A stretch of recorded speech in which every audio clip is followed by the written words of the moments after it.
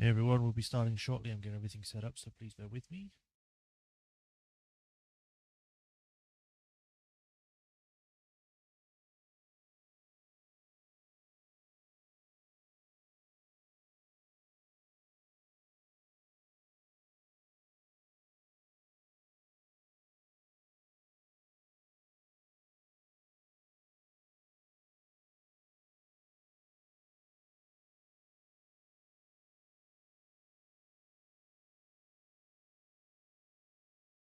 All right. It's all done. Showing up on here. No drop frames. I'll close this and this.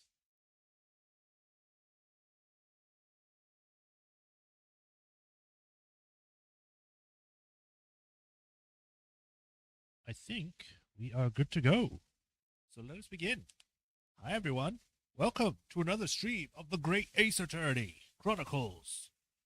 We are still on the first case for the first game. We're on the second part of the first case. I don't know how long it'll be, but we're going to be meeting with some woman that was at the restaurant that no one was said that was there until we found out the truth that there was someone there. And for some reason, she was taken out and hidden away. So, yeah, we're going to see what her business is. We're going to see, we can find out why the professor was killed in the first place. Like, he just seems to have been a random guy that was just killed for no reason. And yeah, we're going to see what's going to go on with that. Other than that, yeah, I think that's everything. There's not much else to really talk about. I'm still trying to get the handle on the voices because they're new characters, so bear with me as I try and find those specific way I'm going to be speaking for them. I might sound different. I might sound the same. Who knows? It was a Tuesday. I was still waking up, so we'll find out. But yeah, let us begin today. Let's see what we can get up to. Hey, Rafatron. Where is it? There it is. Play.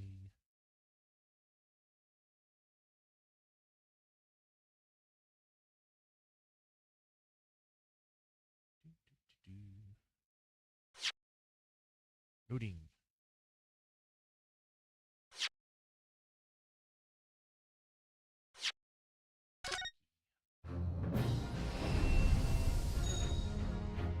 I think this part introduces a very fun mechanic.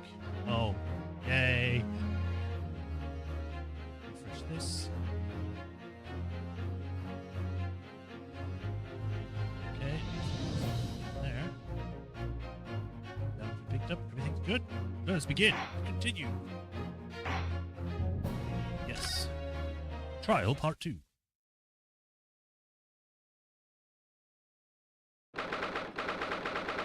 22nd of November, 11:38 a.m.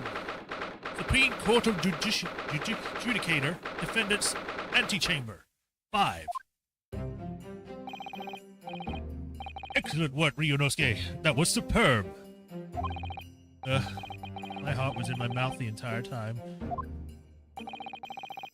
It was almost unbelievable. I mean, looking at you in there. You were drenched in sweat, your eyes popping, your knees knocking, and you were grinding your teeth. It was a grim sight, but before I knew it, you'd started finding inconsistencies in the testimonies. I think you might have a natural talent for being a lawyer. Forget it, that's terrifying. If I get through this, I don't ever want to see the inside of a courtroom again. Anyway, looks like we've exposed your phantom lady at last. Miss Giselle Brett. A student from Great Britain, is she? That's what I was trying to tell everyone from the start. Dr. Wilson wasn't alone. There was a young woman with him, like I've been saying all along. Yes, you have, haven't you? I might not be overly confident in the courtroom, but my powers of observation are one thing I'm sure of. Oh, does he have the eyes? Yes, I can see that. So, about this young gentlewoman. Thanks to our detective friend, she was hastily escorted away from the scene, it seems. Did you see what happened with that? No, I didn't see any of it. I was just on my way out of the restaurant myself, then on the floor next to Dr. Wilson's table, I noticed there was a gun lying on the floor. And just after I bent down and picked it up, bang. I don't have time to think about where the sound of the gunshot had come from. I didn't have time. The waiter ran over to me looking as white as a sheet, and he bundled me into some small pantry next to the kitchen. Like if Edgeworth was a detective, okay. Fast thinking by the detective, he apprehended his suspect without a moment's delay. Yes, because I was shut in the pantry. I have no idea what happened outside in the dining room area.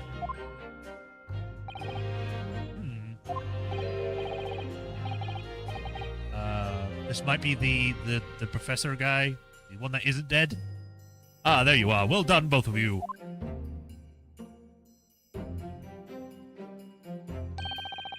Professor Mikotaba. Well, it seems I was right. The pair of you make an outstanding team. You exceeded my expectations, I have to say.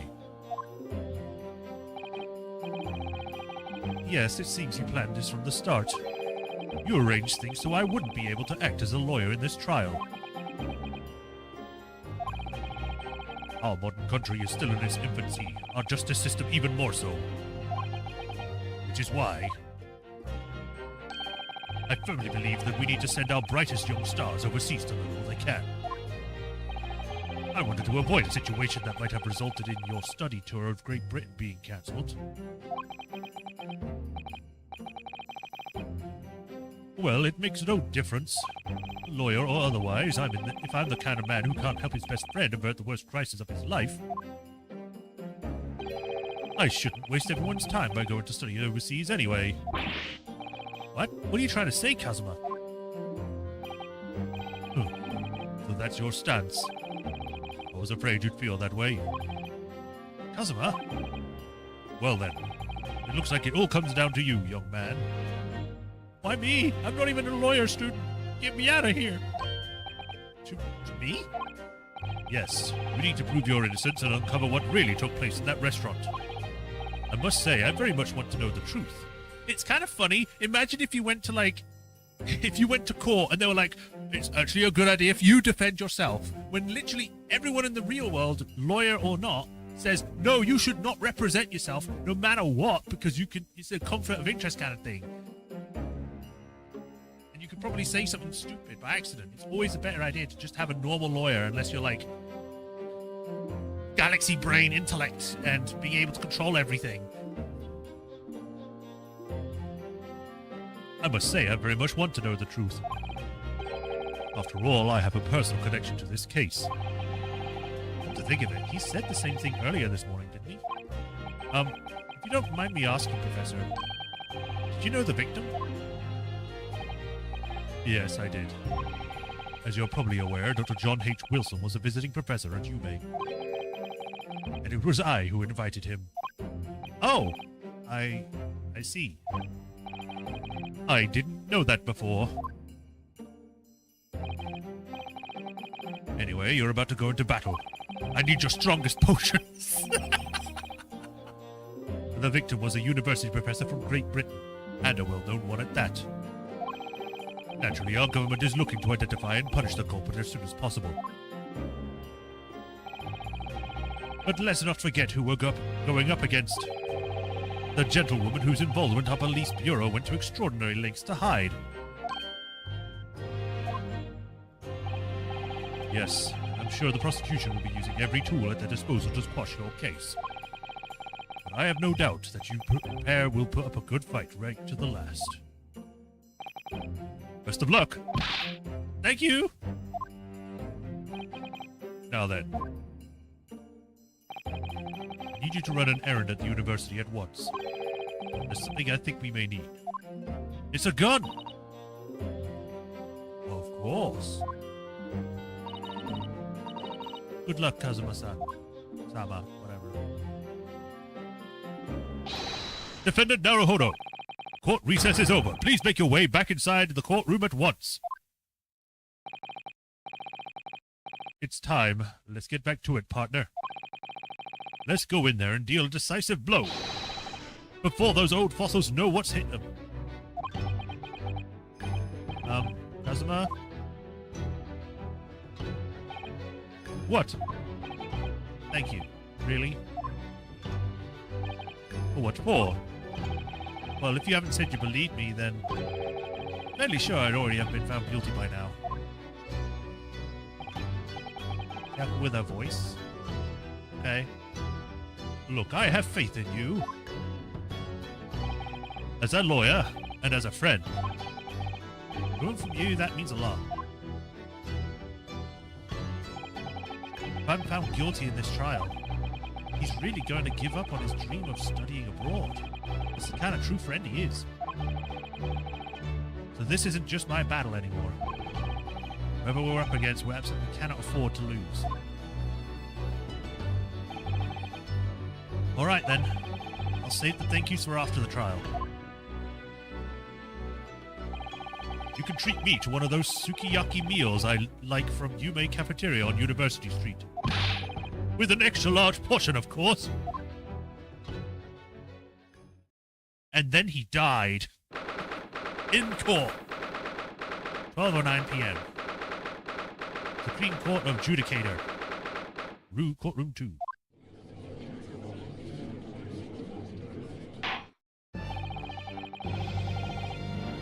The court hereby resumes the trial of Ryunosuke Naruhodo.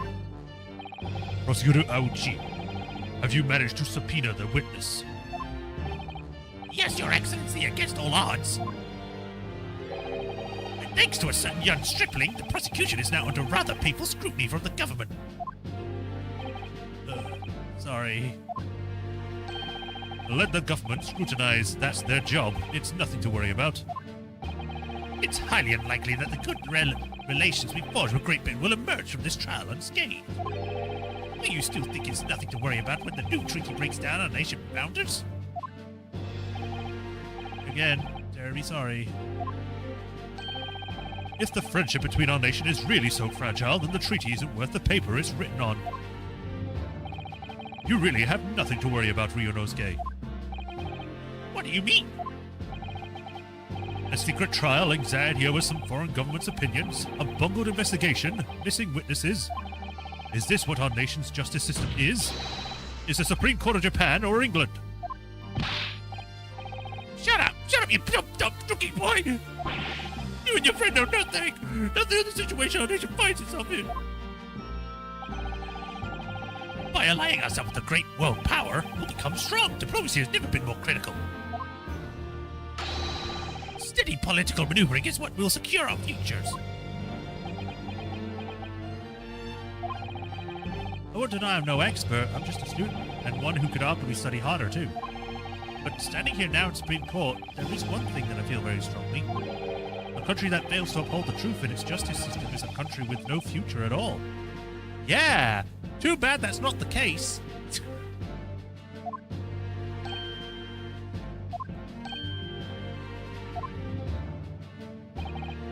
Well said, Ryunosuke, despite the wide-eyed look of terror. You little brats! Thank you, Counsel. This court is the pinnacle of our nation's justice system and exists solely for the pursuance of truth. With that in mind, this trial will now resume with the next witness taking the stand. The visiting student from Great Britain, Miss Giselle Brett. Yes? Your Excellency!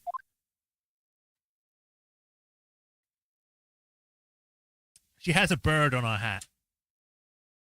And a giant poofy thing.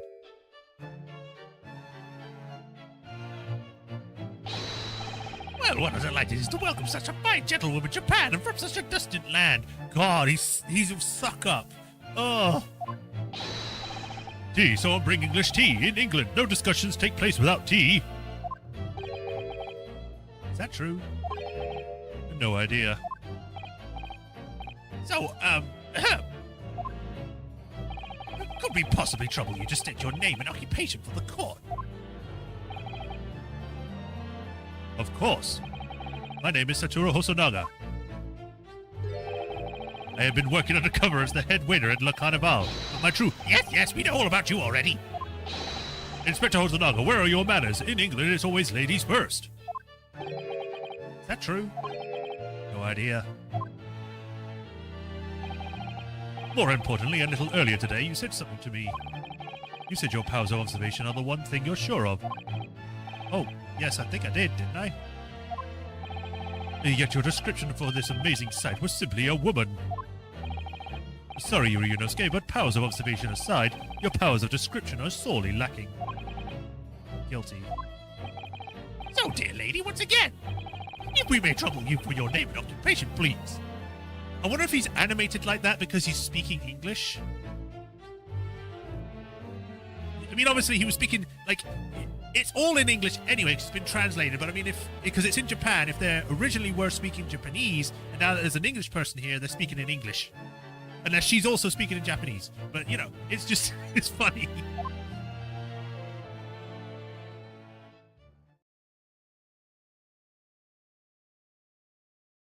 Well, now she's... Can I actually read that? This is like aluminum... At. That's an at symbol.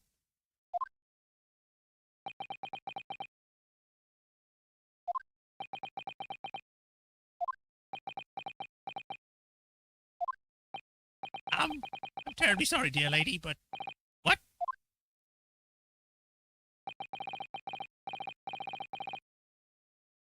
Question mark? That's a fancy question mark.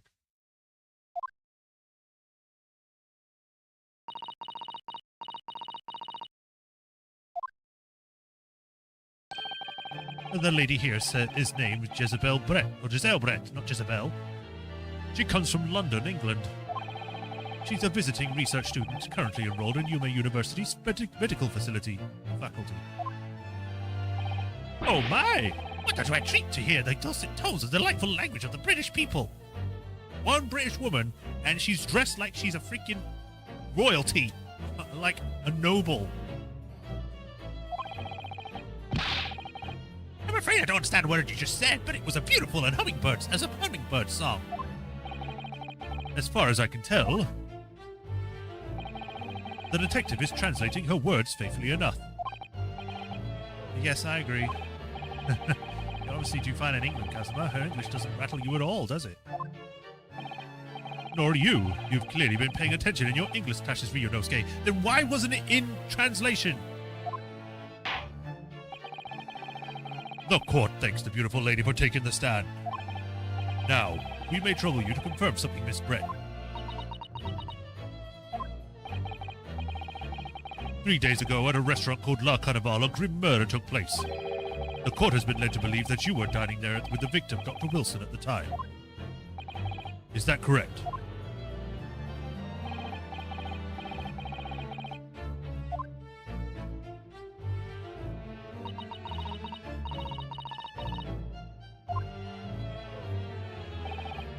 She says yes. This could take some time. So even though she's studying here in Japan, she can't speak any Japanese.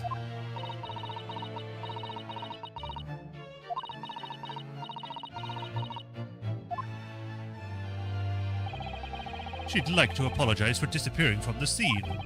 She says that she was due to make a presentation at the university, so she had to leave immediately. Interesting. But you're the one who engineered her escape. I was just following orders from the Bureau. They both have two similar voices. I'm trying to differentiate them, but it's getting hard. Well now, dear lady, would you like to be so kind as to cast your eyes over the photographic print? Seeing as you were so unfortunately present at the scene of the crime, could it be that your resplendent eyes caught sight of the wicked perpetrator, perhaps?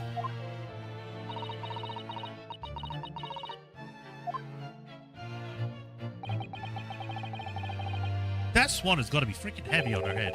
Apparently it is a very frightening and sorrowful sight. Do you mean to say? Yes, it would appear the lady did witness the crime. The very moment when the accused standing right here in this courtroom shot the victim in cold blood.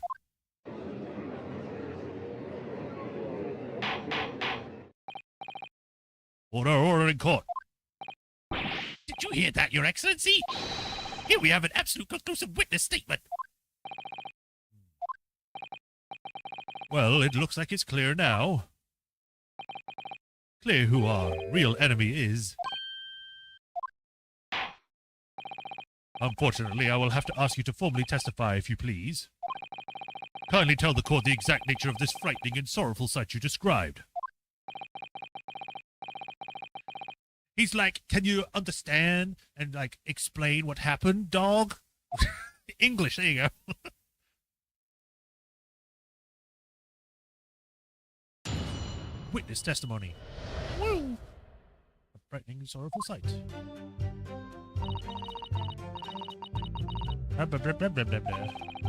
I had arranged to meet for a slightly late luncheon with Dr. Wilson that day.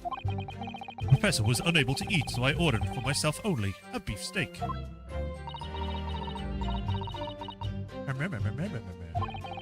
After a while, the accused came over to greet the professor, and they got into a fierce argument. And then, not long afterwards, the accused took the professor's gun and shot him right before my eyes.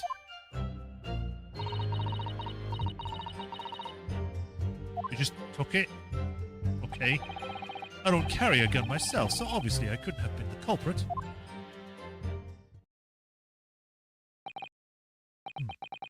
This is condemning testimony indeed. No, I didn't have any kind of argument with the professor at all. Objection! Quiet, you filthy wretch! Look at you, you black-hearted blackguard! Look at how this snow-white angel! I'm sure even a dark-minded scoundrel like you can imagine whose words the court is going to believe. Ugh. You're still making the same mistakes, Ryunosuke. You mustn't blurt out when you're goaded like that. That's a lesson you need to learn. But he's so annoying. Of course, I was at the scene as well. I took the statements from this lady and the two witnesses who testified before and reported back to the Bureau. It was decided that Miss Brett was not involved, so I let her go. The testimonies of the last witness who were completely worthless, however.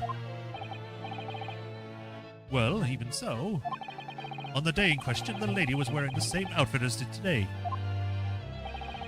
As you can see, she is nowhere about her person where she could conceal a firearm. The bird is a gun! I would think she'd had a gun almost anywhere in that outfit she wanted to. Unless and until the precise location where the witnesses have a hidden weapon can be shown, this is moot. But there are no pockets in my outfit, and I have nowhere to hide a gun. Those are the witnesses' own words on the matter. Ugh, that's ridiculous. If only I was allowed to lift up her dress, I could prove it. Wow, okay. But don't think about anything rash, Ryunosuke. But I didn't fire the gun I picked up. There must have been another gun there that day. The bird is firing its laser, yeah. You're right about that, which means this lady was hiding a gun somewhere. Yes, that's what we have to prove now. And to do so, we will need to pull her testimony apart. Smile. The defense may now cross-examine the witness. Oh, yes, Your Excellency.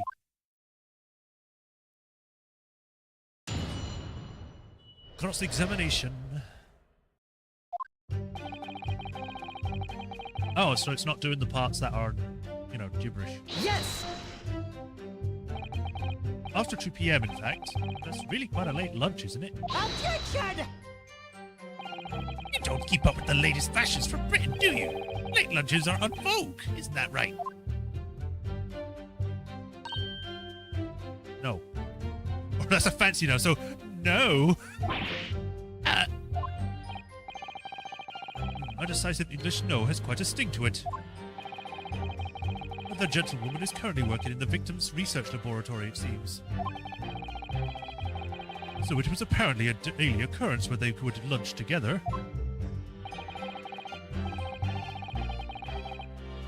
But on the day in question, the victim had another appointment at the clinic first. Yes, which we can prove from the medical report card that was submitted as evidence earlier. That's right. Miss Brett and the victim went to lunch following the victim's treatment, which is why it was so late. Yes, that all makes perfect sense. Such wonderful logic with a shining example of English intelligence this fine gentlewoman is. What? So you both arrived at this restaurant. What happened next?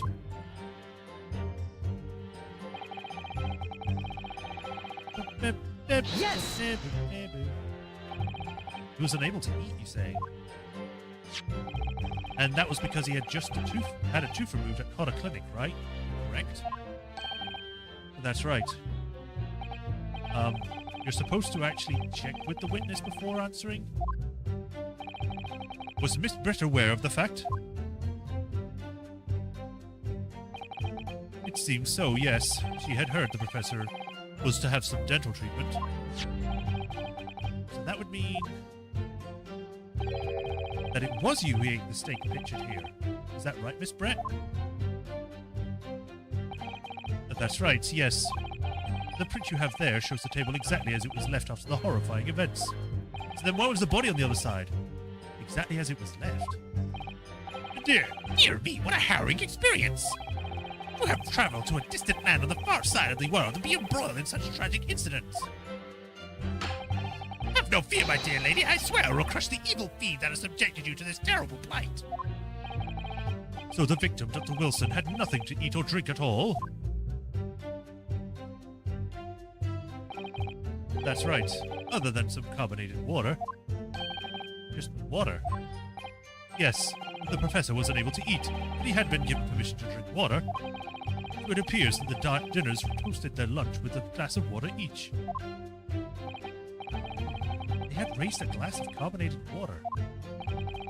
What do you think, Ryunosuke, about the witness's last statement?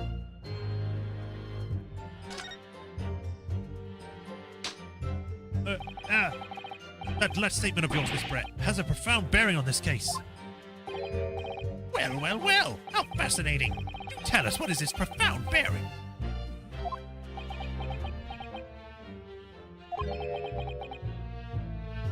The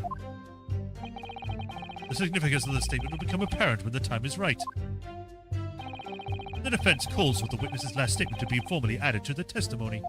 Huh. Well, sidestep, counsel. Very well, Miss Brett. Kindly repeat what you just said to be added to the official testimony. Gladly, she said. The smile. That damn smile. That was brilliant, Kazuma. I'm going to remember that one. Which one? The significance will become apparent when the time is right? I could really use that phrase. I hope there are some more useful tips you're picking up from this experience than that, Ryunosuke. I ordered beefsteaks myself, and a professor said cheers over a glass of carbonated water. I believe we have a picture, don't we? That is not water, that is wine. And that's not carbonated. And there's no other glass, there's only one glass. Yes! I remembered that. Huh? That's it.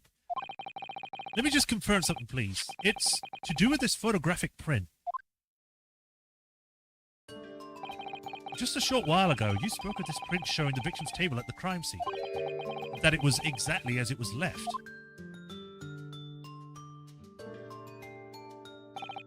That is correct, the lady says. Well, it's odd. Very odd. Dear me, what's odd in is the defense's inability to express itself. Ryunosuke, what is it about the print that looks odd to you?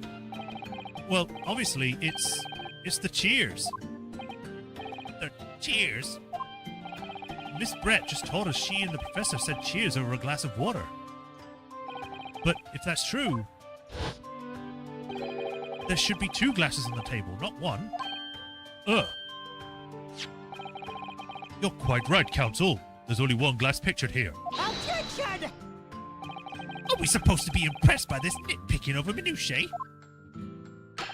What possible difference does the presence or absence of the glass make on the case? Objection! Minutiae, you say? Could it be that the detective here removed a glass from the table to conceal the lady's presence?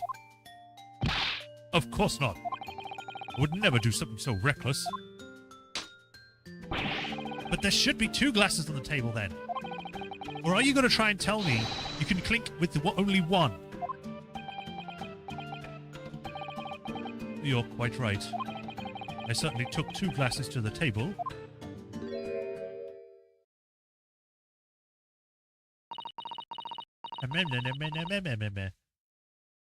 Moron. Inspector, what did the lady say?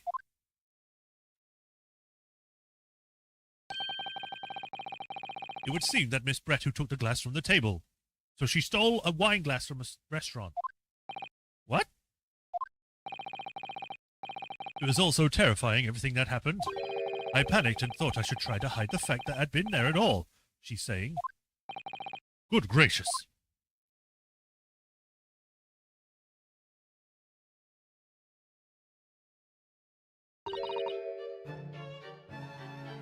Sorry. I guess that's her actually saying that, so I could be like, alright, mate, sorry. She's a posh lady, so it'd probably be like, oh god, why do I feel like this is going to be embarrassing to do it? Sorry.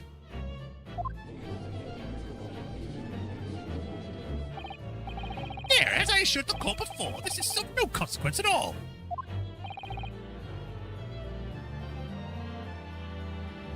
Oh, please.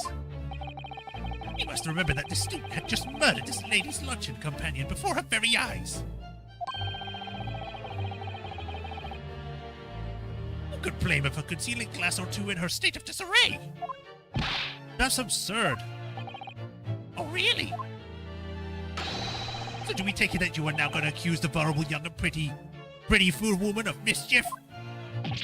What? No, this can't be put down to mischief. I'd like to know exactly how the lady took the glass from the scene. Handbag. It would appear that she slipped it into a small handbag. Oh god! I called it! She was carrying a handbag, you say? Yes, Your Excellency, a small handheld pouch commonly carried by well-to-do women of England. So the beautiful lady has graciously explained how and why she removed the glass from the scene now. However, the fact remains that this glass has absolutely no bearing on the case. This student has been trying to confuse the court with the logical reasoning, but in the end it comes to nothing. He's trying to give us facts. Kill him. No more pretentious accusations. We have wasted enough time already. Indeed, the lady has offered a satisfactory explanation as to why she removed the glass. She did not!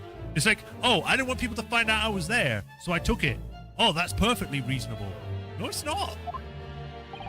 I think henceforth we consider the matter to have no bearing on the case. Counsel for the defense, are you in agreement?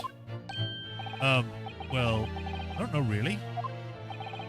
If you want to pursue this matter further, you're going to need to show that it has some deeper significance.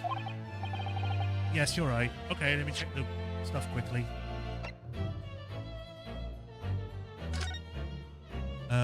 Time of death. Single bullet fired at close range. Fatal hemorrhage from pectoral ballistic trauma. No exit wound. There's nothing here about, like, poison or strange unknown substance.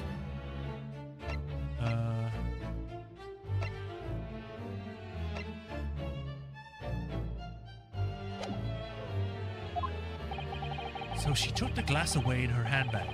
If there's a deeper significance there, it's... No! If you ask me, it's the fact that she took the glass that was the deeper significance here. Why do you think that? Because it's the property of the restaurant. It's not some harmless pile of act of pilfering like taking a bar of soap home from the public baths, is it? I didn't even mean to choose that. It just came up immediately and I accidentally clicked it when I was trying to go through the dialogue. You take soap from the public baths? What? No! I mean... that isn't significant here. It's very significant, but this isn't the time or the place. There are more important things to concentrate on now. I think maybe you should reconsider your position too. Sorry, I will. Indeed, the lady is over and blah blah blah blah blah blah. Why do you have to go through the whole thing again? The handbag. Wait, the lady put the glass in her handbag, you say? Yes, do try to keep up. It's already been explained to the court that all English gentlewomen carry handbags for small items, like a gun. Let me see. A little while ago, Miss Brett stated the following. There are no pockets in my outfit. I have nowhere to hide a gun. But what she forgot to mention was her handbag, in which you would perfectly be able to conceal a gun. Like I said. You're right. Well done, partner. I had a feeling you'd pick up on that too. What are you insinuating, you vile blackguard? It's really very simple. The gunshot was heard when the defendant picked up the gun from the restaurant floor. As he didn't fire that gun, we can deduce that there must have been another firearm at the scene. The true murder weapon, if you will. You can't seriously be suggesting... Inspector Hosonaga. Yes? Did you or did you not search Miss Jezebel Brett's handbag on the day of the murder? No, sir, I did not. As I thought. In other words, another gun, the one that was actually used to kill the professor, could have been hidden in Mrs. Brett's handbag. Or Miss Brett's. No!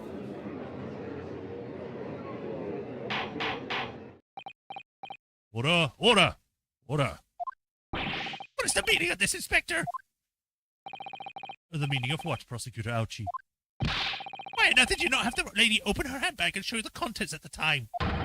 Thanks to your bungling incompetence, now she has to endure these uncomfortable accusations. Brilliant work, partner. Now we have a chance to expose the real woman behind the mask. Do you think so, Kazuma?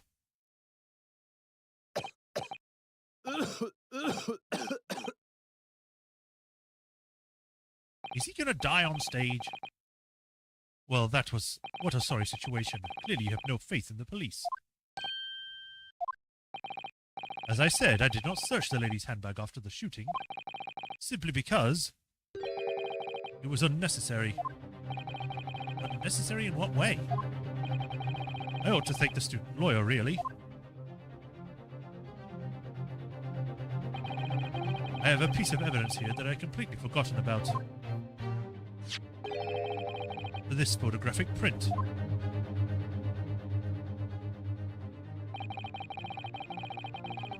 Why has he got like a weird bull mark on his thing? That would mean that he put his hand or arm or well, wrist on the actual tray, because the trays can get hot, and if it was hot enough, it could burn his arm and leave a mark on his wrist. But that would mean that he was actually at the side where the food was.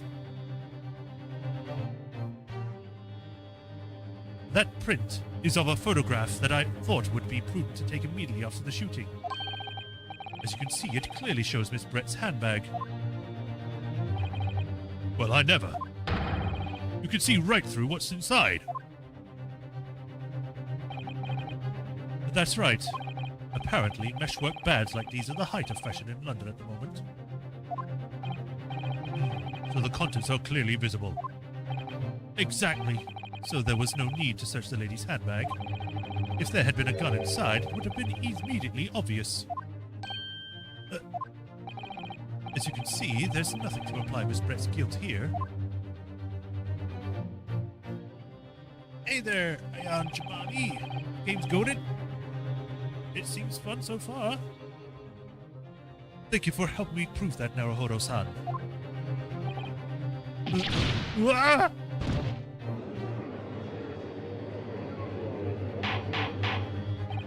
Order, order!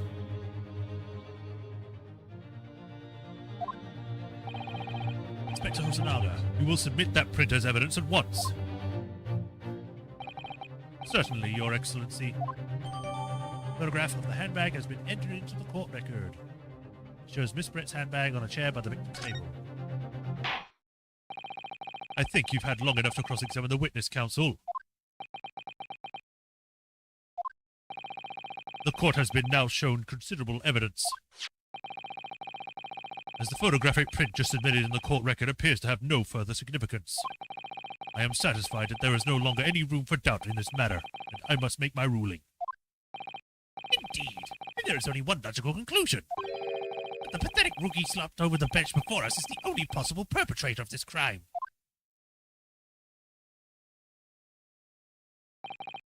No. Just when I thought I was beginning to turn things around.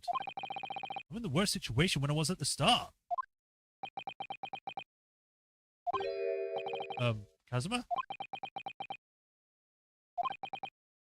I'm sorry, Ryunosuke. Now that the cross-examiner of the witness is over, there's no way to force the trial to continue. What?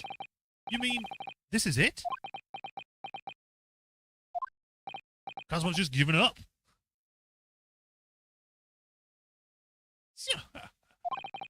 I must say, you put up quite a fight for a rookie student. Not being sponsored, what do you mean? I must say, you put up quite a fight for a rookie student. But the weak are meat for where the strong eat. You're wasting your time. There's no way to defeat true justice. In fact, you can chew onto your heart's content from the inside of your cell.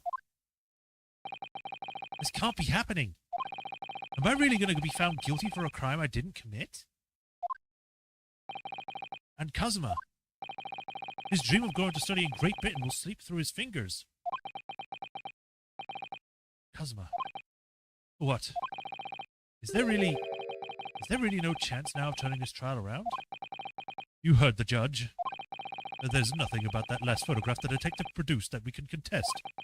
Which means there's no basis on which we can argue for the trial to continue.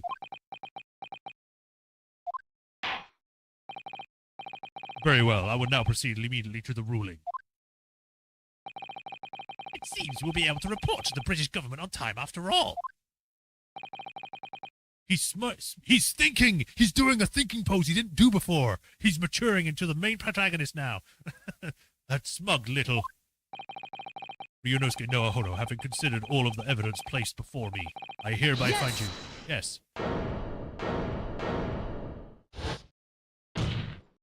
Slam. Wait, Your Excellency! Ryunosuke. I don't think you can rule on this case yet. Objection!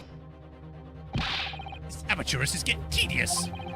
When His Excellency deems that trial is over, he gives his ruling. This is the most basic protocol of the courtroom. Yes! Your Excellency, just a moment ago, you said this. The photographic print just submitted appears to have no further significance. There is no longer any room for any doubt in this matter, and I must make a ruling. Now, that means if there was no problem with the evidence, some significant detail, I mean, then ruling on the case at this time would be out of the question. Objection! This is a blatant straw clutching. Look at this photographic print. All it shows is the handbag the gentleman was carrying at the day of the question. There could be no problem with this evidence. You'd better know what you're doing, Ryunosuke. I understand your objection, Consul. Certainly, the new evidence submitted by the detective has not undergone the court's scrutiny. However, I fail to see what we can glean any new information from this bag. Ha! My thoughts exactly. Really, the prosecution is becoming tired of this rookie's desperate wheezes. Yes, I am desperate, but this isn't a wheeze. There's something about this photograph which just doesn't seem right. When I can put my finger on it. Very well, I will grant the defense one final opportunity. What? But be warned, if I am unsatisfied with your response here, the trial will be over with immediate effect, and I will kill you with this hammer. Do I make myself clear? Yes, Your Excellency. So, take another look at the photographic print Inspector Hosonaga submitted before. You will identify the court where in this print we see the significant detail in which you allude.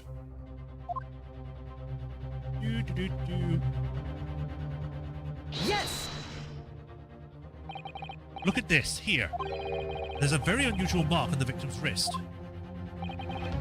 If that's true, it almost looks like a bird of some description. He's actually strong enough to do that with his bare hands. Oh, God. Is this guy, like, secretly like a superhero? Attention! Dear me, I was wondering what new piffle you would come out with. A burn, you say, on the victim's wrist. Sir, clearly that nothing whatsoever to do with the magnificent lady's handbag. Yes, that is a burn mark. You are right. Go on, Inspector. The police coroner also noticed it when he was performing the post-mortem examination. It was deemed unrelated to the cause of death, so he didn't note it in his report. Oh, so he was lazy and didn't do his job, is what you're saying. Looks like I need to wipe my screen. I accidentally spat on it. Doing voices makes your mouth move a lot more, so, you know, it goes everywhere. What did I tell you? In any case, we have no idea what the victim suffered this burn, do we? And no possible way of knowing either. The more I look at it, the more I find myself intrigued by the curious shape of this mark. However, as Prosecutor Ouchie points out, unless a firm connection to the case can be shown, I cannot allow any further time to be spent on the precise details of this burn.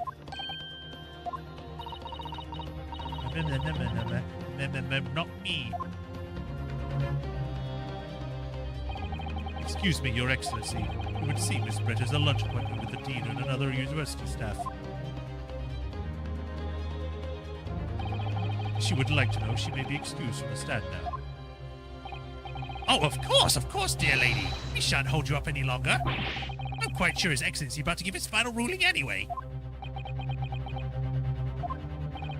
What's your thinking on this, Ryunosuke? Do you believe this burn does have something to do with the case? To be honest, I'm not really sure. But if I don't keep pushing, then it's all over. So I was thinking I should keep digging and digging in the hope I might uncover something useful. Yes, you are right. I am? We can just link that burn to the case. If we can do that, you might be able to prise this shutting door back open again. Just give up, Counsel. You can't possibly hope to do that. Indeed. I'm afraid that without evidence I cannot allow you to pursue what is little more than conjecture. But if we have evidence that irrefutably linked the burn to the victim's wrist to this case, then would you allow it? I would, yes. To tell the truth, I hadn't noticed that burn, but as soon as you pointed it out, what I did notice was the color draining from Miss Brett's face. Really? I have to find some link between that burn and the case.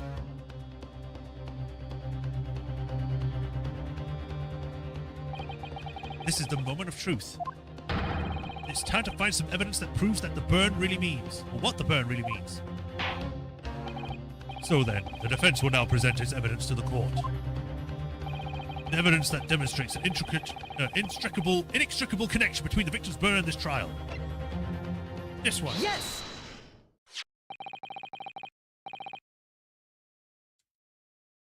What's this, Counsel? Yet another print? Yes, Your Excellency. I believe photographic prints are an amazing invention. When we humans look at a scene, we miss things. But on a photograph, things we may have overlooked at the time were recorded evermore. Which is why they're so important to keep around, pictures. Do hurry up, Rookie. What are you trying to say? To inconvenience this poor lady any further would really be quite inexcusable. Actually, we may need you to stay with us a little longer if you don't mind, Miss Brett. You see, it's very clearly visible in the other photograph. How did the victim come to have the unusually shaped burn on his wrist? The reason is recorded here forevermore. What? How? Attention! You can't fool me with your little bluffs, boy. If that's your game, let's see how it plays out. Show the court exactly what you mean. What is it in this photograph that explains the reason for the victim's burn? Yes! beefsteak. Actually, the point is the metal plate the steak is served on. The plate. Your Excellency, are you alright?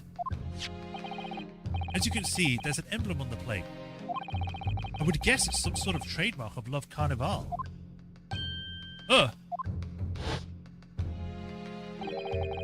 The emblem on the plate. And the victim's burn are exactly the same shape. Ryunosuke, you're genius. You're spot on. Which means the victim must have suffered this burn while he was present at the restaurant. Yeah, the first turnabout in history. Objection! But even if that is the case, we can't know if it happened on the day in question or not. It could have been the day before or the day before that. It's like it just happened at some small and unrelated time. Well, Objection! sadly, Prosecutor Ouchi, the chances of that are extremely slim. Thanks. Why? The outline of the burn is clearly discernible. Such a serious injury could have caused quite a commotion in the restaurant. Wouldn't you agree, Inspector Hosonaga? I can't imagine having missed such a terrible disaster, certainly. But... I would say, looking at this picture of the wound, that it wasn't suffered very long ago. And although it's not a particularly large burn, it's extremely well defined, and the defense just pointed out. This was no mild burn, that's for sure. Can you be more specific, Inspector? Well, let's see. If the plate was at around 19 degrees centigrade, a burn like that would have taken around 3 seconds.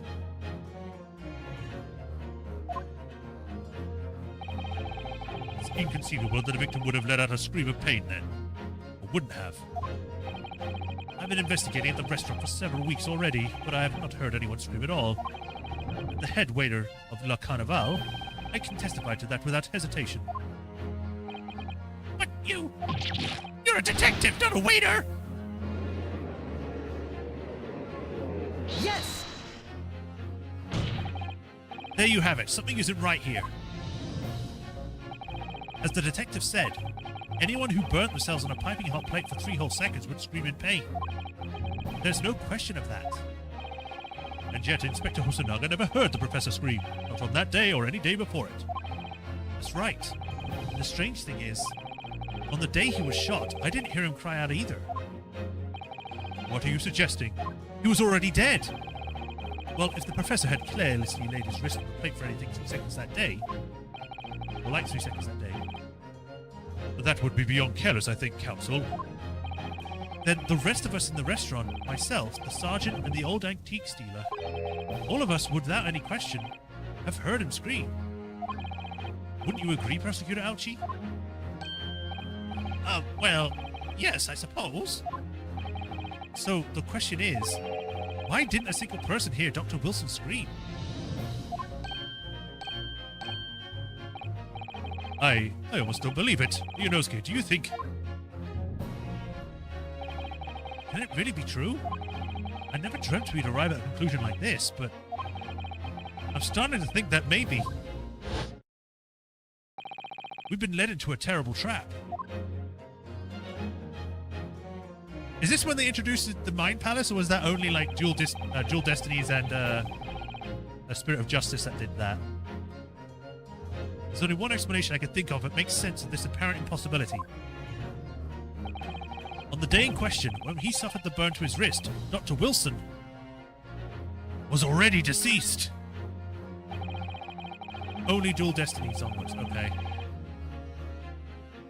No man could remain silent while his wrist was burning on a piping hot plate for 3 whole seconds. That's clearly impossible. And apart from one in particular situation... Counsel, are you suggesting? Yes, it's only possible if the man was already dead. Already? Dead?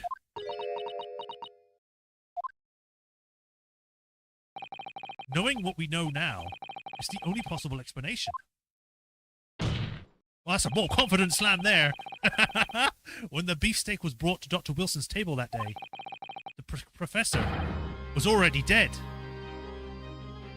The first Great Ace Attorney was released between Dual Destinies and Spirit of Justice, and the second after Spirit of Justice. Okay, so they could include it. They just didn't. That's madness.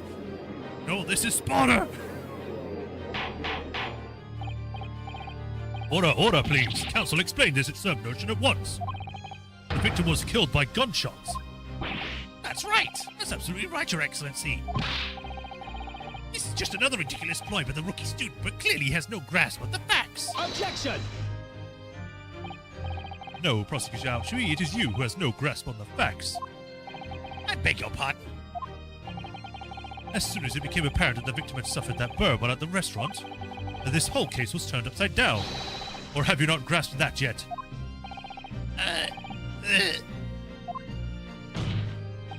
Your Excellency, the court must hear from this witness again. If it's true, as we now believe, that the victim was already dead before the gunshot was heard, it's highly likely that Miss Brett knows something about it. Incredible. I certainly didn't anticipate his twist of events. I'm sorry to say, Miss Brett, but that you will have to forget your lunch date engagement. But, Your Excellency! The justice system in our country may be in its infancy, but rest assured, all reasonable doubt must be dispelled before I am prepared to pass judgment. Thank you, Your Excellency.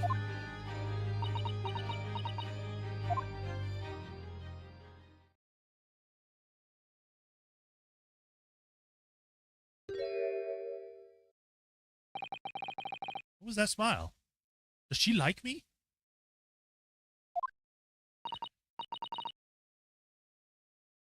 I do declare. Yes, of course. Or whatever. Yes, of course. I mean, I'd be delighted to help.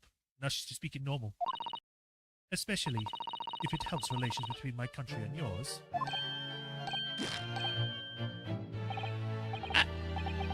Miss Brett? You speak Japanese?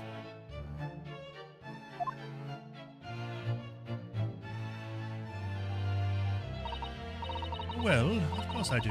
I am studying your country after all. But then why have you been speaking through an interpreter until now?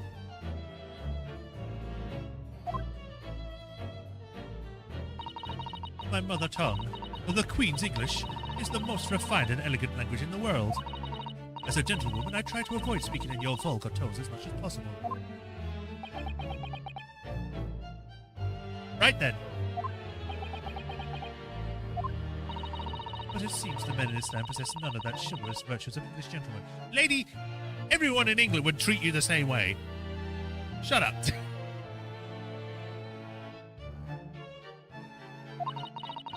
So I can see that I shall have to lower myself to communicating with all of you on your own level.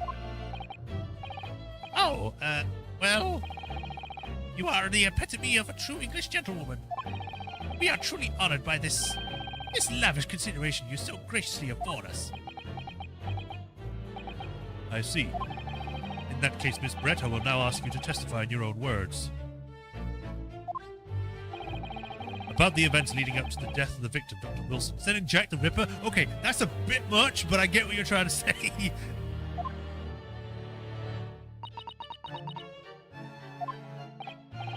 So, we're finally going to hear our own words on the matter. Things are getting interesting, Ryunosuke.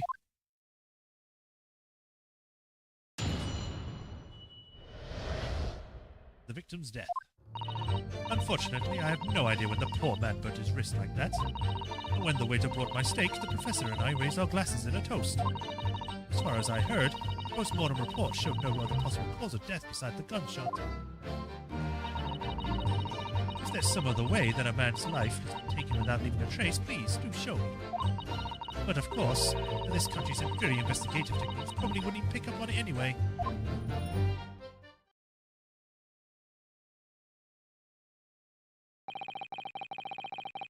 That most captivating and beautiful testimony will go down in Supreme Court history. Thank you. Easy does it.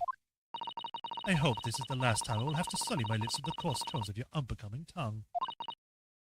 Oh, forgive me. I do hope I haven't insulted anyone. Kinda hard not to when you're speaking to them like that.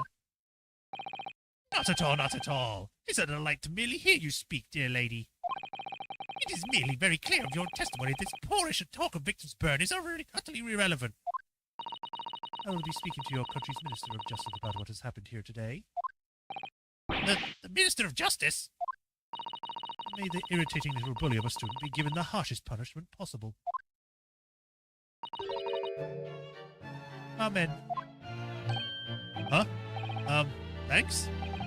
Was that a prayer, then?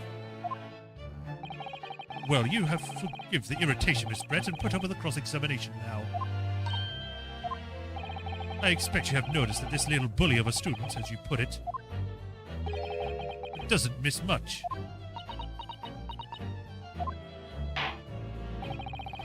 I'm sure I don't need to remind you, Counsel, that this will be your final cross-examination in this trial. If you fail to demonstrate any problems with this witness testimony, that's spelt wrong.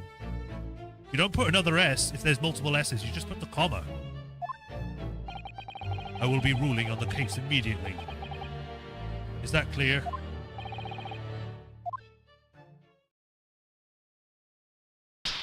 Oh, what's he doing? Okay. I'm ready. Yes, Your Excellency. Then you may proceed with your cross-examination. They really went out of their way to animate as much as possible in this game.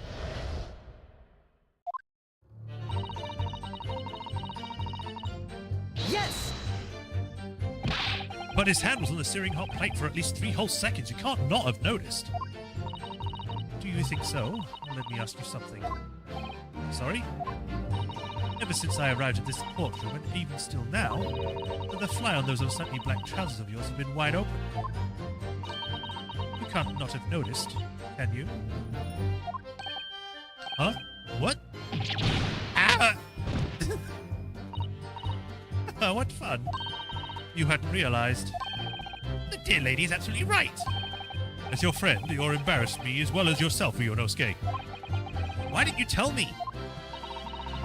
Dr. Wilson was a true English gentleman. He chose honorable silence over a vulgar scream. Can your tiny brains imagine such a thing? Oh yes, I think my tiny brain can. Yes! Well, I can't. Anyway.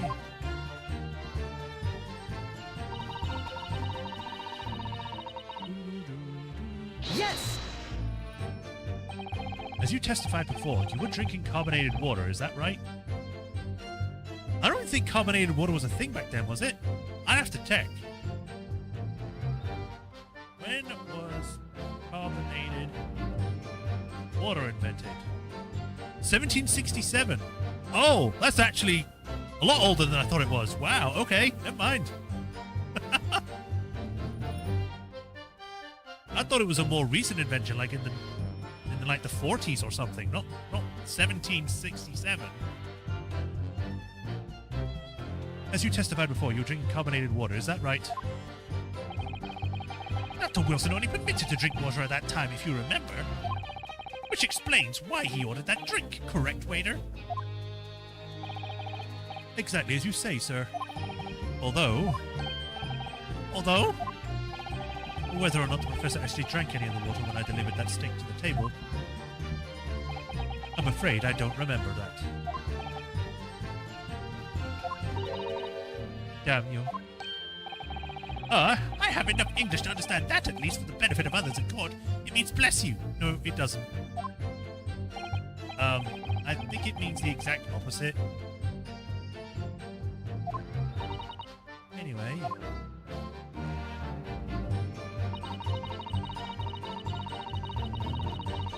Yes! Yes, it's written here in the paperwork. Fatal hemorrhaging from a ballistic trauma. Yes. Luckily for all of us, a little burn on the wrist isn't gonna kill us. And as there were no other signs of trauma on the victim's body to indicate some other cause of death, the original line was just straight up fuck you. Why didn't they keep that in? That would have been funny. only have been a bullet from your gun that put an end to the innocent man's life. I don't think they had ballistic markings yet, or at least knew about that. But it doesn't make sense. The burn must have happened straight away, when the plate was first brought to the table by the waiter. Yes, that's true. If it had cooled even slightly, it wouldn't have been able to take a burn like that. And if the victim burnt his wrist on the hot plate as soon as it was brought out from the kitchen, then he must already have been dead at that point. Objection! And yet, the fact the victim was killed by a gunshot to the chest. Until you're able to show the court evidence to disprove that, this is a complete waste of time. I concur. Prosecutor Ouchie is correct. Ugh.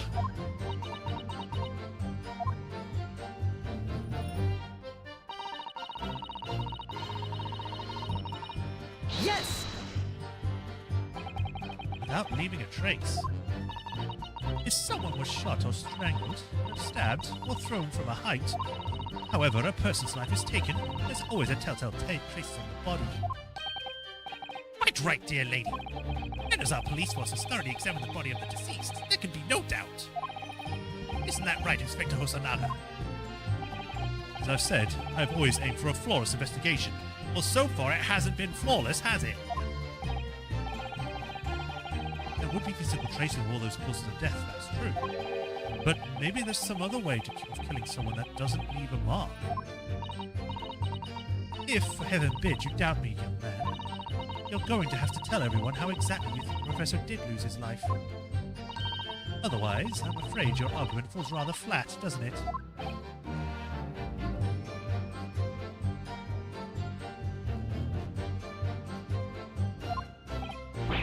Oh no, perish the thought, calling such a sweet young lady's innocence into question. On my honor, I, Takatsuchi Ouchi, will cut down any who dare cast such aspersions. Way of killing someone that leaves no trace. We need some evidence to back us up here. Yes, evidence.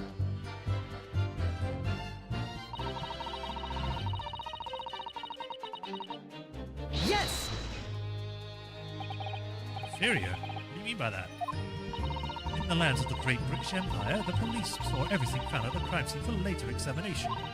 But in this country, you investigate once and that's the end of it. Isn't that so?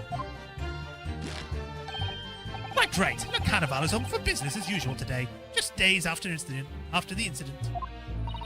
Exactly, which means that even if the investigation takes a different direction, the vital ailment may be lost. What's this? What? What the hell's this? It doesn't even occur to your native detectives to try to preserve that crime.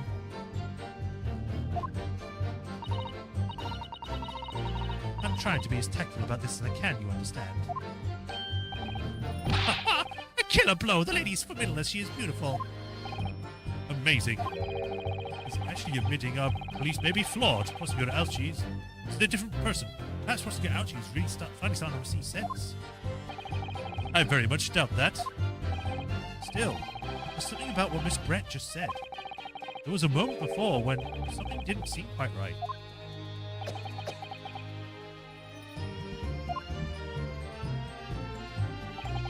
What do you think, Ryunosuke?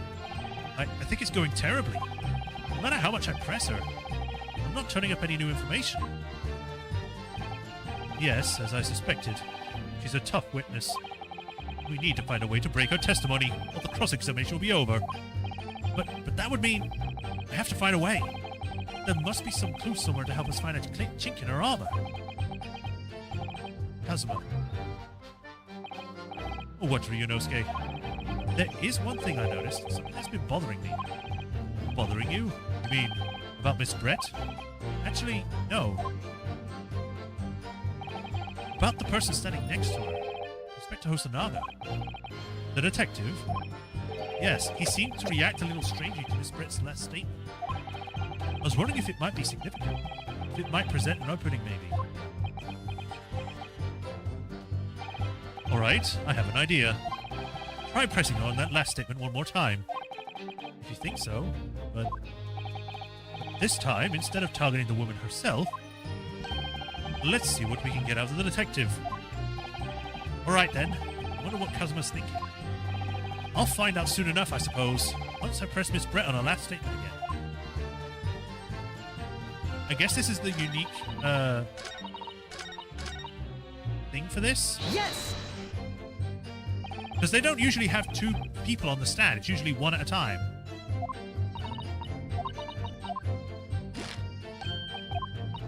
Wait. There it is.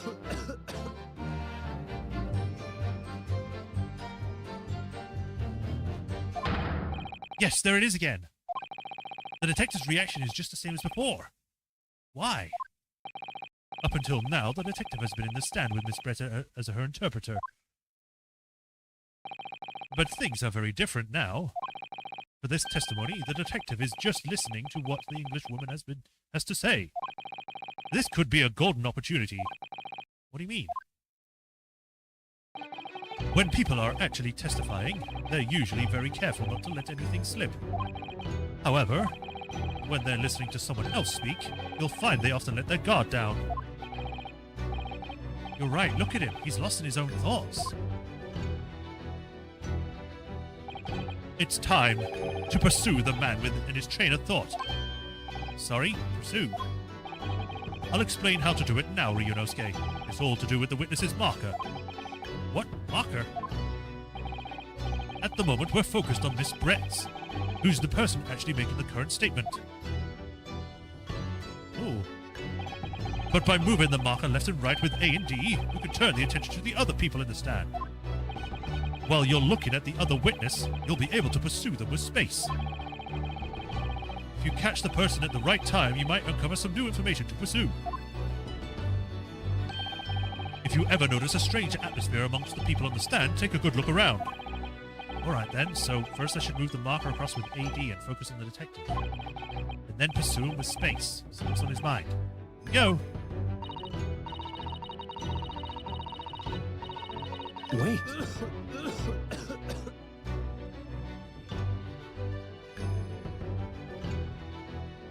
I can click it too.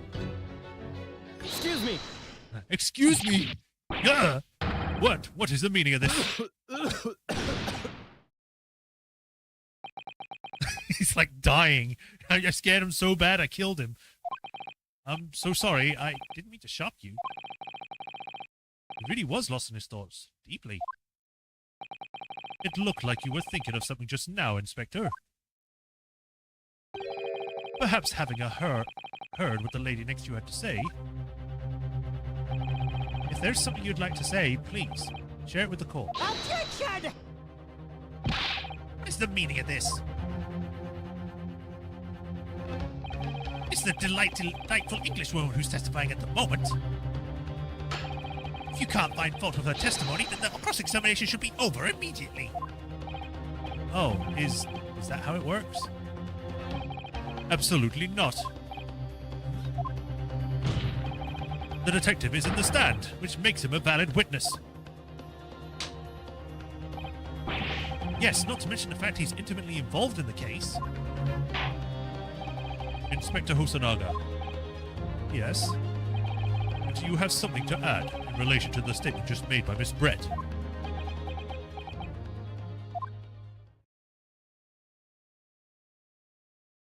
That thing he's got on his wrist has got to be dirty by now, by the amount of times he's whipped his blood on it. Whipped white. Well, yes, if you don't mind, I would like to speak.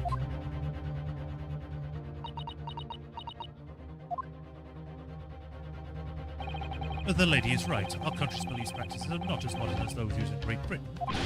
Which is why I, Satoru Hasanaga, always strive to make every investigation I'm involved with flawless. Well, what do you really mean by that? I'll tell you what I mean. I won't have evidence lacking on my watch. I'm not afraid to take everything I can from the scene of the crime. It's preserving evidence, you see. I don't care if they call me a crime scene thief. I'm not ashamed of what I've done.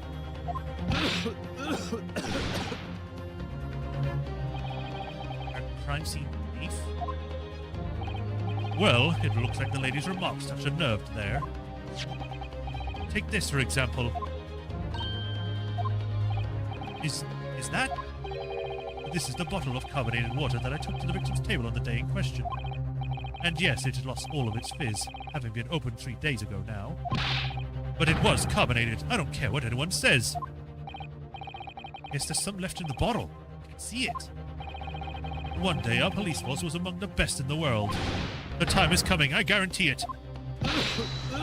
Well, still, it's not, so... I can't say I condone the witness's actions, but I do understand the sentiment. The court will accept the glass bottle as evidence. Carbonated water added. It was on the victim's table.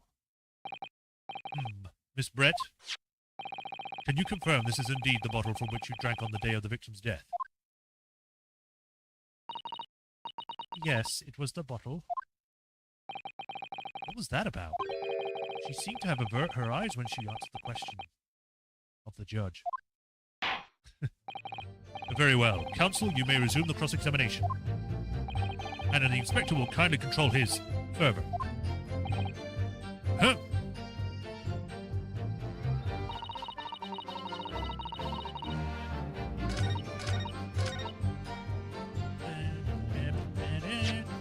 Gonna examine this.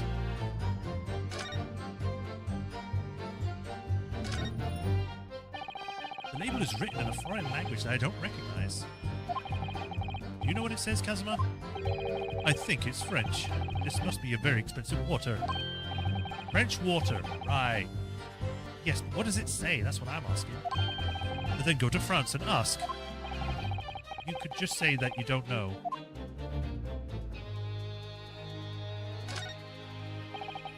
Find anything out in the place?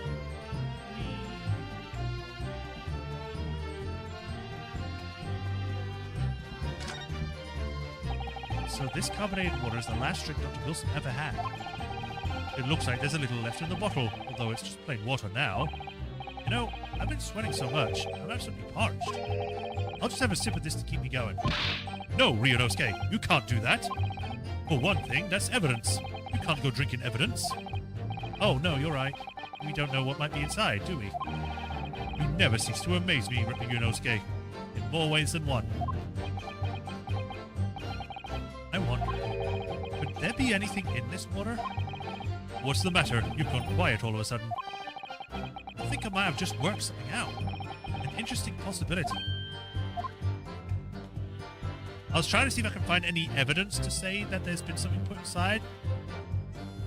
Because usually in like modern day, the Right trilogy and all that, it's like, oh, well, how do you know if it was poisoned? We should get the water tested. Here we don't know. Now presented. Yes! What is this? The bottle of water? Actually, there is one method of killing a man without leaving a trace that comes to mind. Obviously, I'm referring to poison. Poison? On the day of this death, we know that Dr. Wilson drank from this bottle of carbonated water. Could it be that there was poison inside? Could it be that the professor actually died after taking a sip from his glass?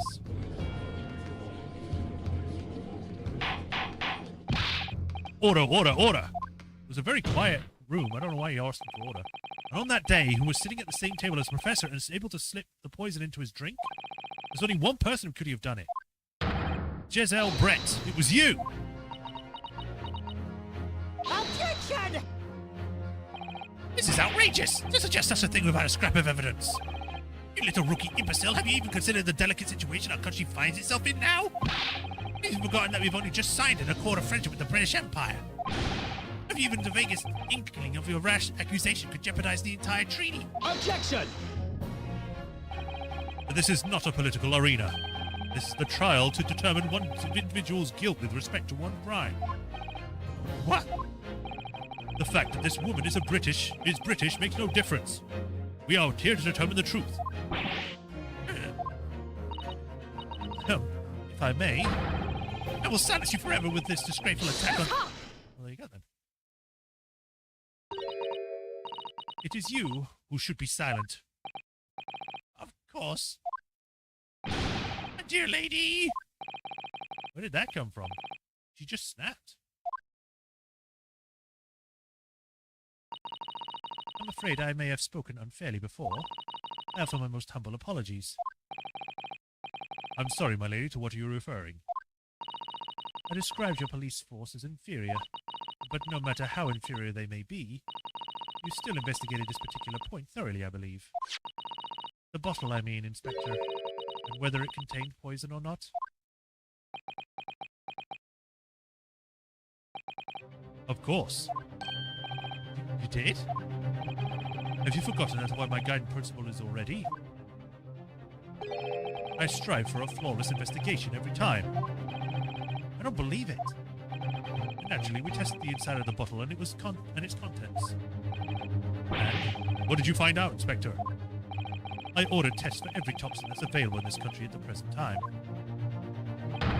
We couldn't find a trace of poison in any description of the bottle, Your Excellency. What? Are you sure? The tests were meticulously carried out by the Chief Coroner himself. No. No! What about the glasses? She did take one and you didn't check that. I'm very grateful to all of you Japanese. You successfully established my complete innocence in this horrid affair. Thank you. But of course, dear lady, the pleasure was all ours. I was so sure. This can't be right. Everything falls into place if it was poison. Thank you, Your Counsel. I think your cross-examination has clarified everything. As the prosecution has asserted, the shot to the chest from the gun is the only conceivable cause of death. Furthermore, the accused, who by his own admission was holding this weapon, is the only possible culprit. I'm done for. The court wishes to apologize for the great inconvenience that has caused you, Miss Brett. Oh no, I'm just glad this matter is resolved. Before proceeding, I must ask the counsel for the defense. Do you have any further new evidence to present the court at this point? Kazuma? I'm sorry, Yunosuke. I have nothing more. Well, if you'll excuse me now, I really must be leaving.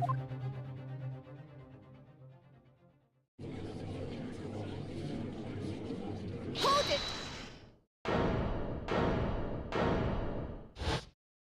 Oh, hello. It's you again. Please wait. Isn't that... What is the meaning of this? Forgive me for intruding on court proceedings, Your Excellency. Susato Mikotoba, Judicial Assistant of the Defense. Mikotoba? In my darkest hour, with no one left to go, she appeared like a bolt of lightning. And in her hand, she carried a small package, wrapped in a furoshiki cloth. Potentially the best written character in the series. We'll see about that. Oh, again? Okay. I thought we were on the last point. This is a 3-part first case.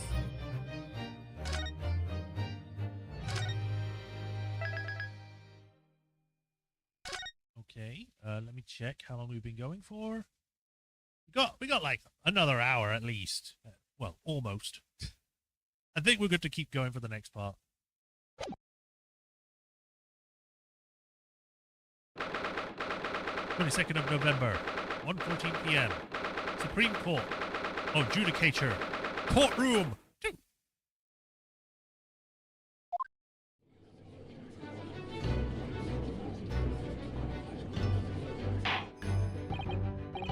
Well, I understand you are the judicial assistant of the defense, but why this sudden ingress into my courtroom? As long as he sees... Ha! A judicial assistant and a woman, no less? The rules state that females are not permitted in this court of law other than to testify. Well... Boo! Yes, I fully understand. I only asked for 5 minutes of time. I have some vital evidence that must hand over to the defense. Ha! You're too late, little girl. The trial has already been concluded. 5 minutes. I will not allow a moment more. But, Your Excellency, let me win! I am most grateful. say? Exactly are you? I'm sorry, there's no time. Please, simply accept this for now. What is it, a report about something? Written in English. It's Giselle Brett's research. Englishwoman's? After the trial resumed earlier, I hurried back to the university. I went to Dr. Wilson's laboratory in the medical faculty and borrowed this paper. Oh yes, that's right. Miss Brett was studying under the professor, wasn't she? So, does this research, whatever it is, have something to do with the case? I'm afraid I don't know. I haven't been able to listen to the proceedings of the trial myself. Oh, no, of course not. Special characteristics of pure air and its effects on human subjects. Interesting. Pure air? What's that? I've never heard of that word before. Time's up! The prosecution demands the immediate removal of this female trespasser into the courtroom. This is a man's business. Get out of here! I'm allergic to women! There was too little time for me to read it in detail, but I've summarized what I could on a note just inside the cover. If you think it would be valuable, please cast your eye over it. This is wonderful, thank you. Giselle's report has been added to the court record. Goodbye then, and good luck.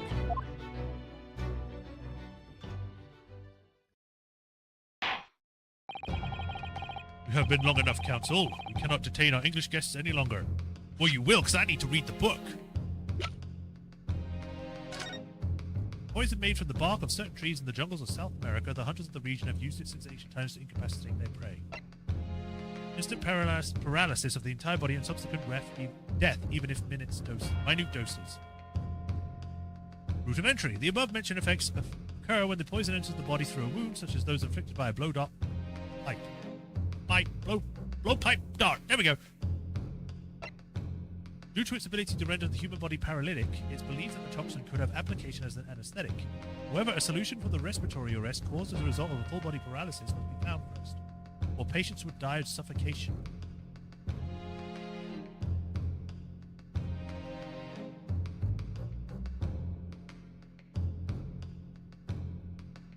Went to the dentist, so he had an anesthetic applied to him, but would it have been this?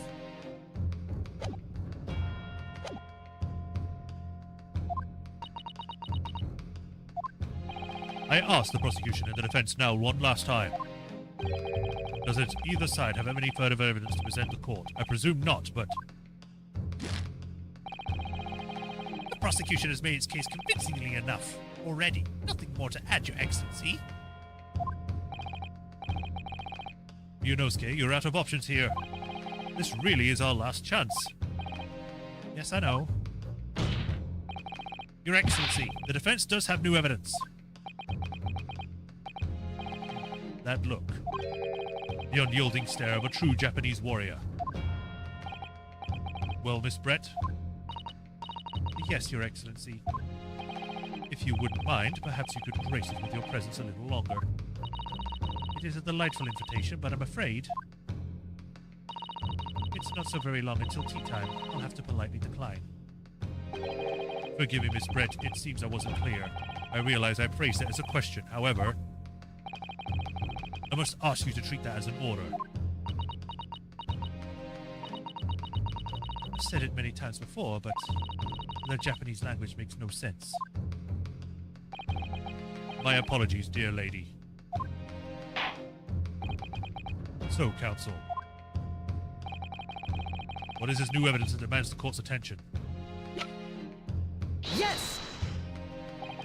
Miss Giselle Brett, we understand that you were studying under Wilson at Yuma University doing research.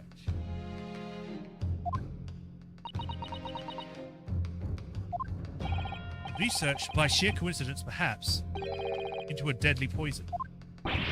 What? Poison? Where are you going with this, counsel? A toxin known as a cure, Your Excellency. Even the slightest amount of this deadly poison entering the body leads to instant death. Objection! What complete and utter nonsense! Cure, you say? I've never even heard of it. You wouldn't have done. What do you mean? I mean that you wouldn't have heard of Cure before one very simple reason. It doesn't exist in our country. It doesn't exist. Correct. Which means, no matter what tests the police can do for toxins, they never identify Cure. Why?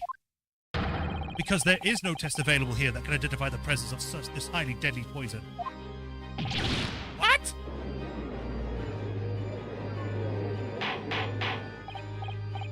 Order! Council, does this deadly poison truly exist? According to this report, authored by the visiting research student from England, Cure has long been used by the tribespeople of South America as a poison to lace their arrows.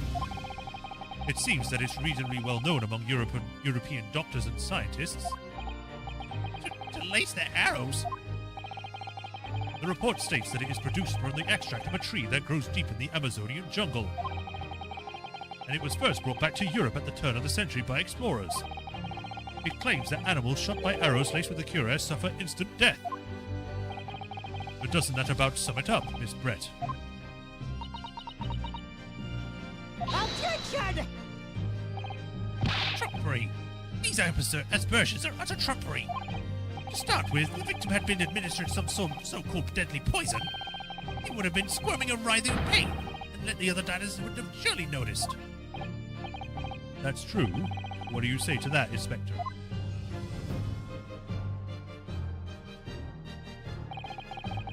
Obviously, I would have noticed a disturbance like that. I don't remember anything like that either. I didn't notice the professor being in any kind of pain. According to this, however, it's the other way around. What do you mean, the other way around? The very fact that the victim didn't show any visible signs of distress is evidence that Cure was used. Explain yourself, Counsel. The moment a toxin enters a person's system, it causes instant paralysis. In other words, afflicted victims lose all strength and are completely unable to move. Even if they were in total agony, there would be no visible signs of pain at all. How terrible. Obviously, if a man lost all strength in his muscles, he'd collapse on the floor. But with a chair under him for support, as Dr. Wilson did, the effects could go largely unnoticed. But I don't follow, Kazuma.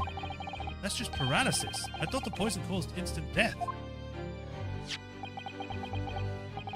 But the full explanation is extremely unpleasant. The poison causes immediate paralysis, as I said, leaving the victim unable to move. But after a short time, the paralysis is so severe it causes the muscles that control the respiration to fail. Respiration? In other words, the actual cause of death is suffocation. And all the while, the victim is conscious and aware and just unable to move. That's hideous. To the observer, it would look almost as though the victim was slipping peacefully into an endless sleep. But for the victim himself, his final moments would be a living hell. That is the true nature of this deadly Cure poison.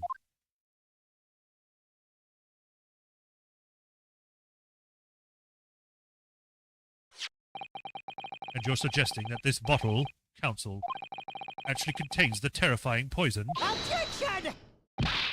This is all very convenient, isn't it? A hitherto unknown poison for which there is no means of testing, with a happy tale for the defense. If I may. All these smacks. You think people are so clever, but you're just taught some Shut up! It is you who must be taught. Oh, of course. Dear lady!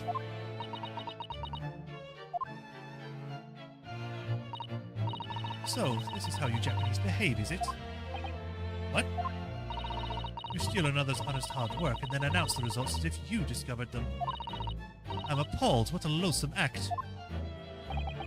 Well, Miss Brett, the feeling is mutual. Whatever do you mean? Capitalizing on the unfortunate circumstances of an innocent man to frame him for a heinous crime? That really is a loathsome act. Would you agree? Objection! Enough of this. I, for one, refuse to accept it. The idea of some poison that doesn't even exist in the great empire of Japan is breaking the rules. What's so funny? Oh, excuse me, Your Excellency. Yes, Miss Brett? May I borrow that bottle for a moment, please? Well, yes, I don't see, why not? And then she smashed it. Oh, she drunk it.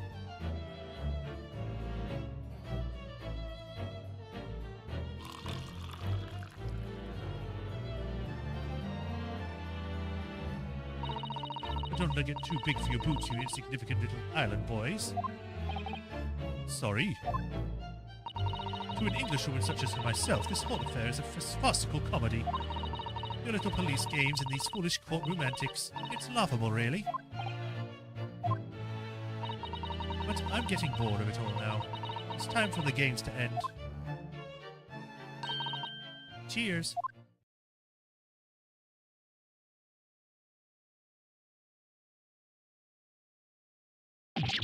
Wait, what are you doing?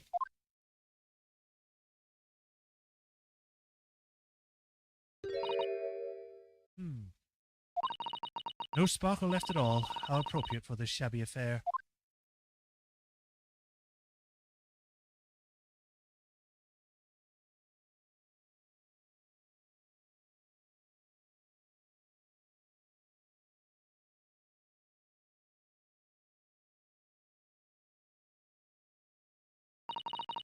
Goodness. Whatever is the matter? You all look quite stunned.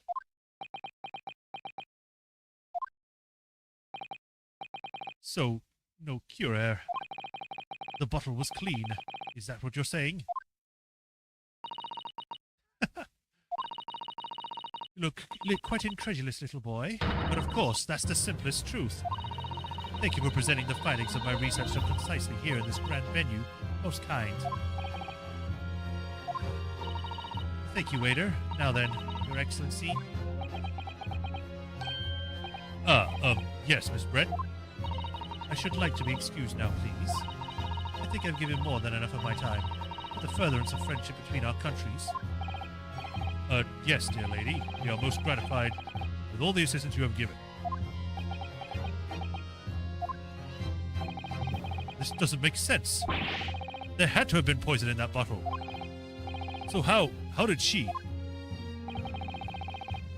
swallow a whole glass and live to tell the tale? I don't understand it. Well, I suppose, if nothing else, this little Far Eastern charade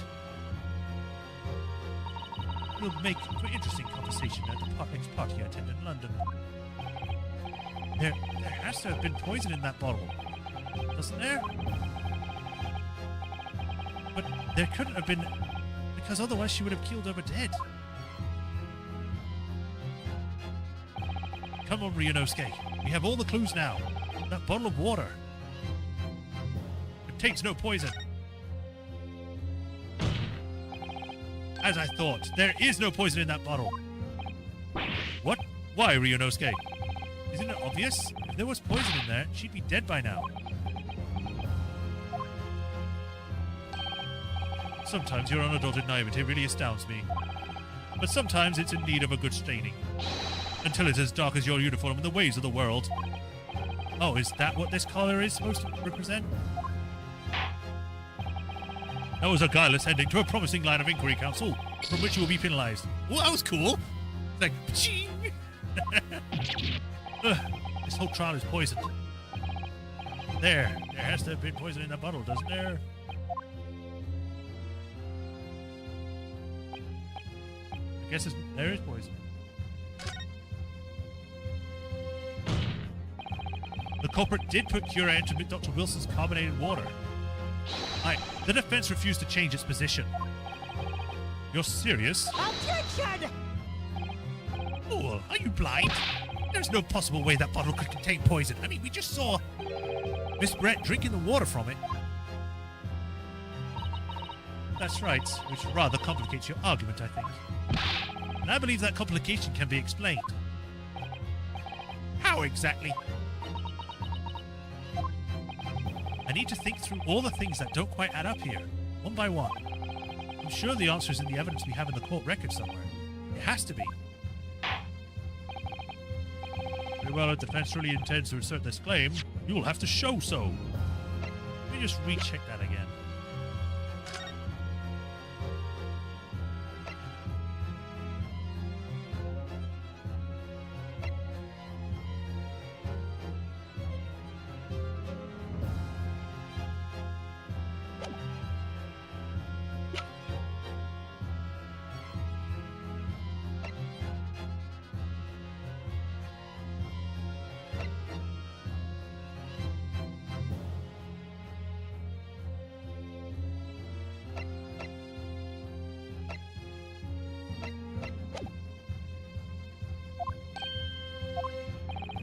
Then I must ask you to support the assertion with evidence.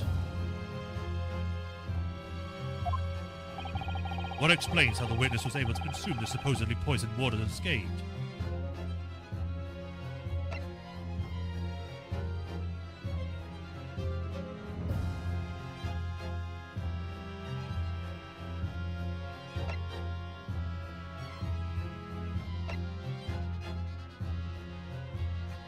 Because it was open for so long.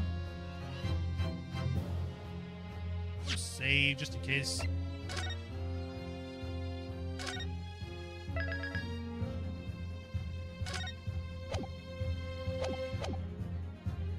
Present the bottle itself, just in case. It seems the defense, or should I say, the wretched accused,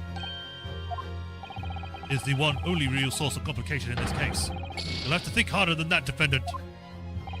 Sorry, Your Excellency. Try to find some better supporting evidence. You're making this complication more complicated than it needs to be. Alright, I'll do my best to find an answer that fits the facts. If the defense, sorry, the wretched accused, is to assert his claim. Blah, blah, blah, blah, blah, blah. Yes! Guess it's the book then. Answer to this riddle is right here in Miss Brett's own research report. Objection! That's not a valid explanation. No? After all, we don't speak English. That report is utter gibberish. This impotent young scoundrel is trying to ridicule the court, Your Excellency. I'm not trying to recall anyone, to be honest. Just reading Susato-san's notes. I concur. This report is too extensive to be considered in its entirety by the court. We will direct it to the pertinent section counsel. Which section of the report reveals the alleged answer to the riddle?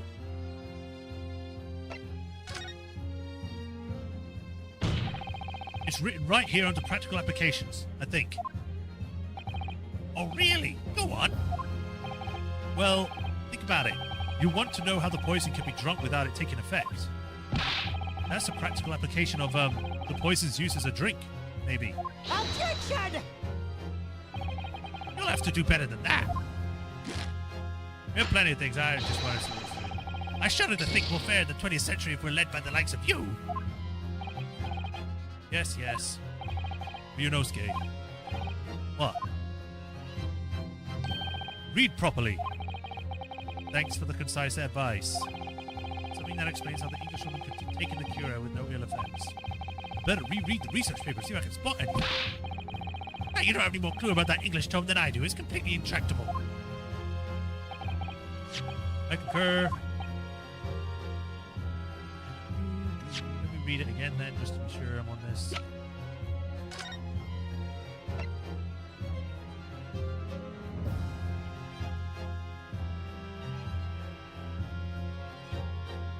Yeah. Thought so. We've been hearing a lot about this cure air poison. And it's left me curious about something. Oh, Counsel? Well, it sounds as though indigenous hunters have been using this poison for years and years to lace the heads of their arrows they shoot at whatever prey they're hunting. So we've been led to believe, yes. And the point of hunting is to catch prey to eat. Get to the point, please. But if they were to use these laced arrows, doesn't that mean that there would be traces of poison left in the prey that hunters were going to eat? Yes, good point. So surely the hunters wouldn't want to eat their prey, would they? Because then they'd be eating poison. Good gracious, Counsel! No, that would be madness! But I actually found the answer to that conundrum in this research paper here. Under special characteristics, it says this. The poison starts to work after entering the body through a wound. Through wound, you say? I see, that makes sense. And because he had his teeth done, he had open wounds. Yes, the mention of that particular detail seemed a little strange to me, though. But it all makes sense when you interpret what's written like this.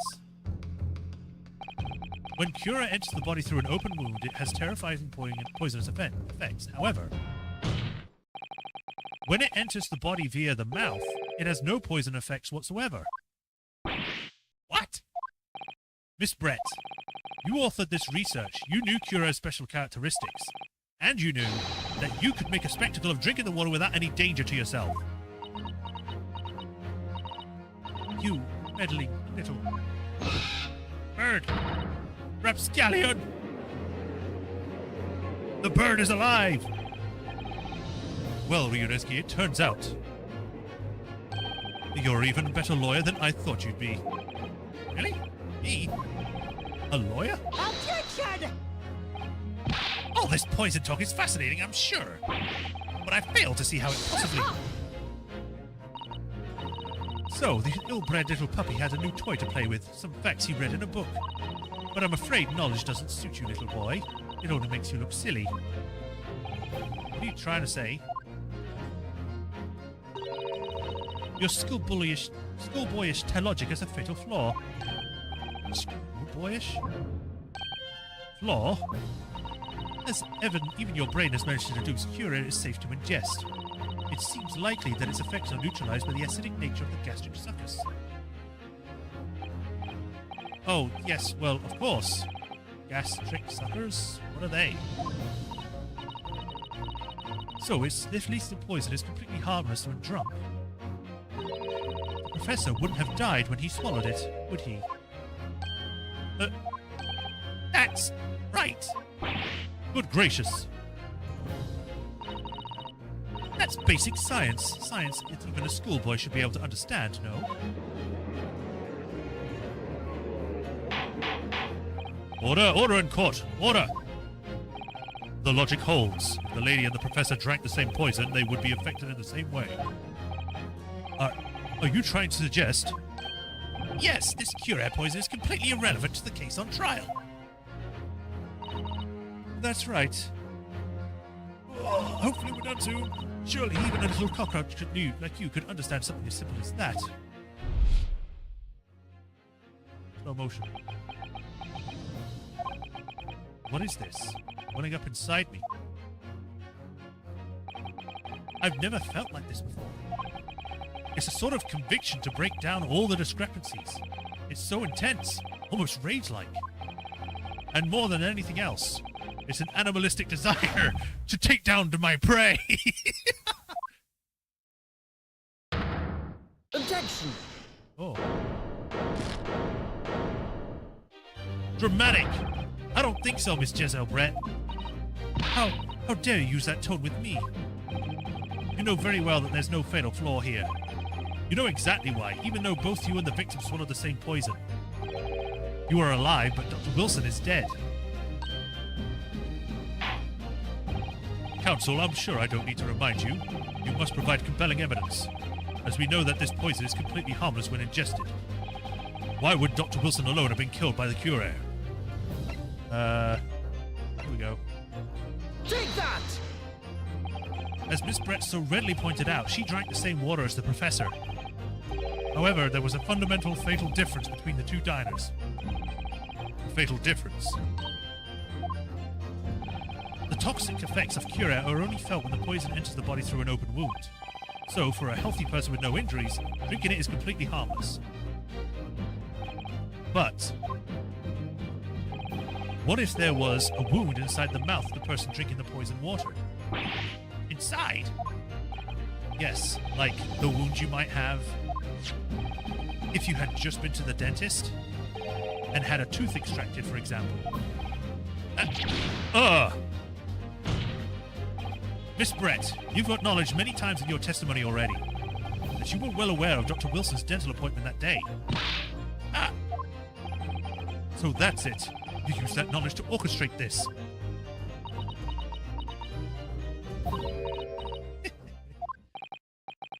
Is she laughing? I don't like to repeat myself, but honestly I can't resist. These childish courtroom games and your half-baked arguments are so puerile. What do you mean? Don't worry, little schoolboy. You'll find out soon enough.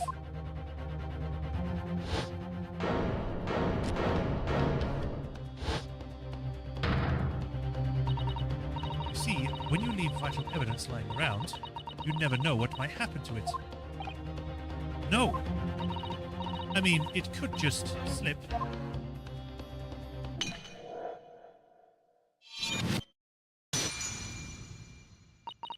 Oh dear, how careless of me.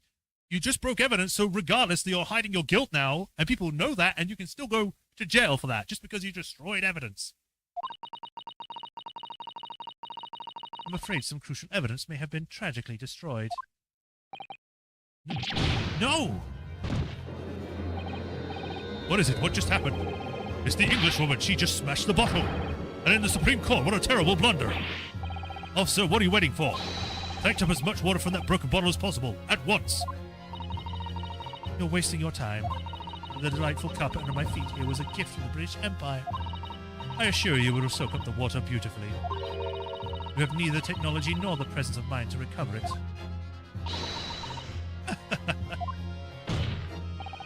How could you?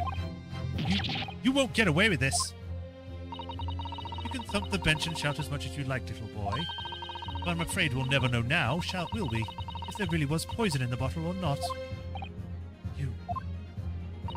And let us not forget, we still have some very compelling evidence left intact. Isn't that right, counsel for the prosecution? Oh, of course, of course. You're referring to the photographic print, I presume, dear lady. Hey, regardless, she just destroyed evidence. You can't just go, oh, well, there's whatever. That's right, and really, looking at this photograph is clear as day, isn't it? The poor professor was sitting with his back to me. So, of course, the only person who could have shot him from the front is the little schoolboy. Objection! No, you killed the victim that day, using cure air. And then, in order to frame Ryunosuke Hanaruhodo for the crime, you waited until he picked up the pistol you arranged for him to find on the floor, before you shot the professor dead in the chest with your own hidden gun. Then, in the confusion that followed, all you had to do was turn the dead professor and his chair around. You see, you had every opportunity to commit this crime. What a wonderful imagination you have, young man. A hidden gun, you say? And I shot the professor's dead body, did I? Well, I'm terribly sorry, but you don't have a shred of evidence. Exactly. And as you have nothing to support your wild claims, the prosecution's stance remains unchanged. The victim, Dr. John H. Wilson, was killed by a gunshot to the chest. Delivered in cold blood by the accused, Ryunosuke Naruhodo.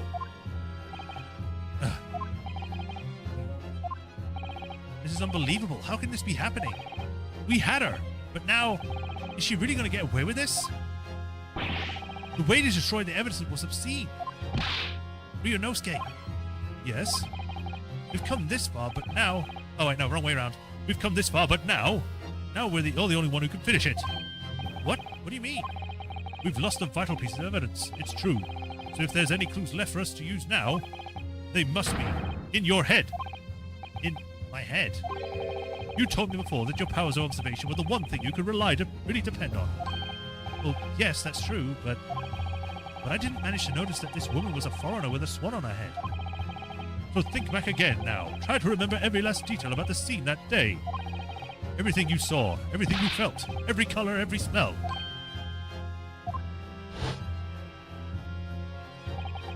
What I saw, what I felt. Every color. Whoa! There's blood on there. Is Cosmo right? Somewhere in the vibrant memory of this same seed in my head. Could there be another clue to expose the identity of Dr. Wilson's killer? There's a clue! No, there's nothing. Actually, Kazuma, I think I might have something. He does so well because he keeps his eyes shifting. Yeah. Thinking back over everything I saw, I think I might have uncovered another clue. You always have something up your sleeve, don't you, Ryunosuke?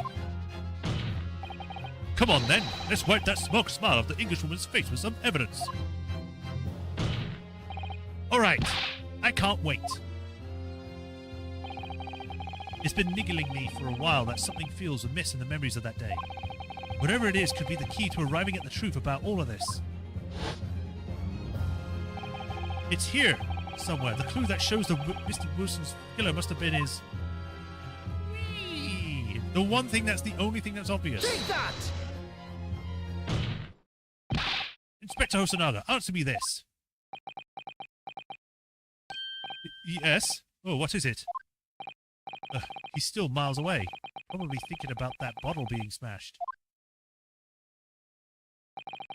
As you said a number of times now, you strive for perfection in your investigations, don't you? Absolutely. I wonder, therefore, if perhaps you took anything else from the scene of the crime. Like, for instance, the plate of steak that you took to the victim's table that day. Objection! Wait a minute. Where are you going with this? Where are you going with this, little boy? It's just a memory that's been troubling me. What a memory. I saw the scene shown in the photographic print with my own eyes that day. And I saw that on the wooden base of the plate and the steak was served on was a platter of blood. What? Oh, really? And what of it? Obviously, that must have happened when you shot the professor. No, that can't be the case. Take a good look at the photograph and the relative position of everything there. The plate of steak is almost directly behind the victim. If I'm supposed to have shot Miss Dr. Wilson in the chest from the front, there's no way the blood from the victim ended up directly behind him. Ah! Yes.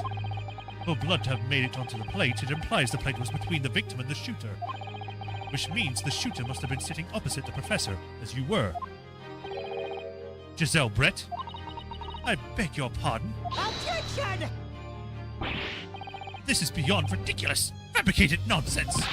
Is the court seriously expected to believe something the accused has apparently just remembered seeing? Hold it!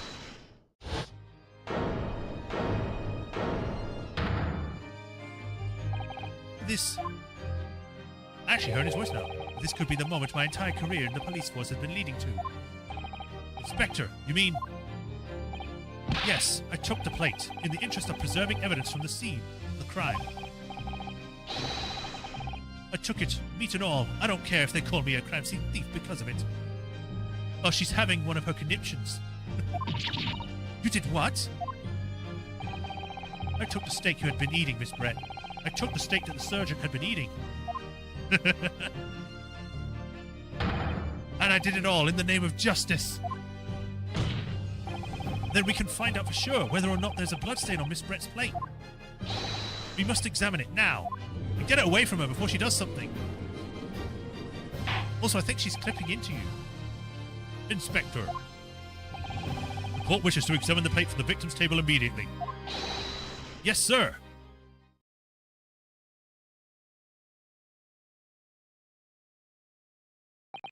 Sorry for the delay. Here is what you ordered. The steak. Well, what about the blood? Is there any blood on it? Of course there isn't. Quickly, Inspector, the blood man. Show the court. He's the real man of justice, not that Fulbright. Of course, examine the plate at your leisure.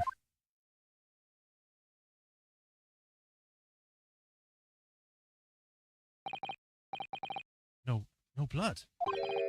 No blood anywhere. But no, that's impossible. I know I saw it. I'm sure of it. It's because the plate's the wrong way around, maybe. It's underneath the plate. It was right on the table behind the professor. There was blood on the side of the plate.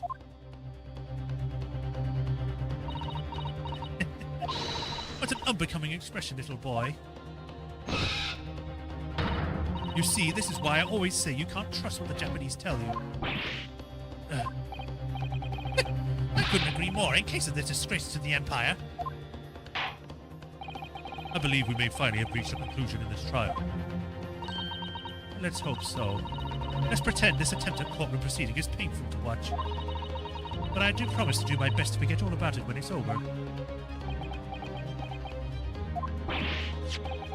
This sorry-looking steak reveals the facts all too clearly.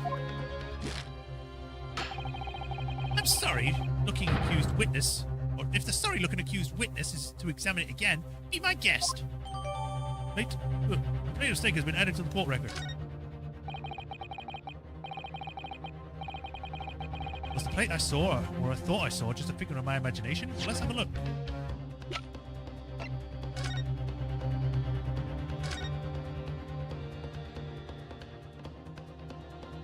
What the hell's that? A coin?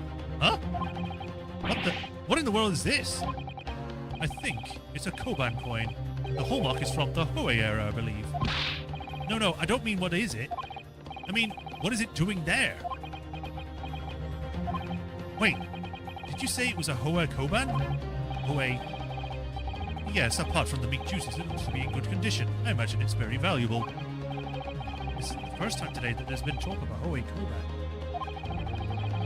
I've heard of pearls before swine, but I've never heard of the bullion. Bullion? Bullion in bullion? I don't think I ever will again. It's extraordinary, though. This means nothing. None of it is relevant. It's not important at all. The fact that we can't look under the plate is a little weird.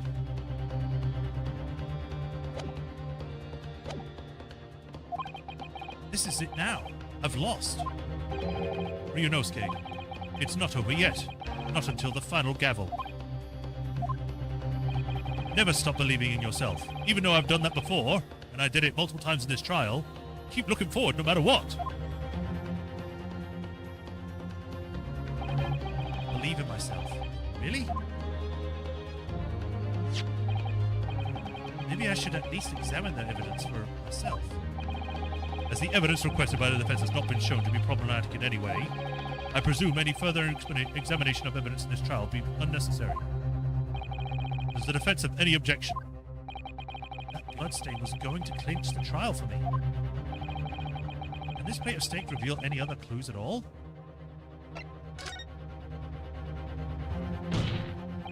Your Excellency, please wait. This plate of beef is hiding another clue.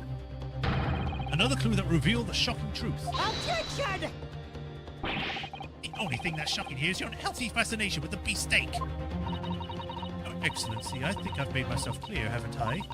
I will not be able to turn a blind eye to any more unnecessary procrastination in this trial. I'm sorry, Miss Brett, but we must ensure a thorough examination of the evidence. So sit down and shut up. I will not give a further ruling until I am completely satisfied with the reasonable all doubt has been expelled. I see. As a newly affirmed ally of my country, that's still your position, is it? Thank you, Your Excellency. Counsel for the defense, you will now clearly show the court to what you are alluding. Where precisely on the plate of beefsteak is this new clue to be found?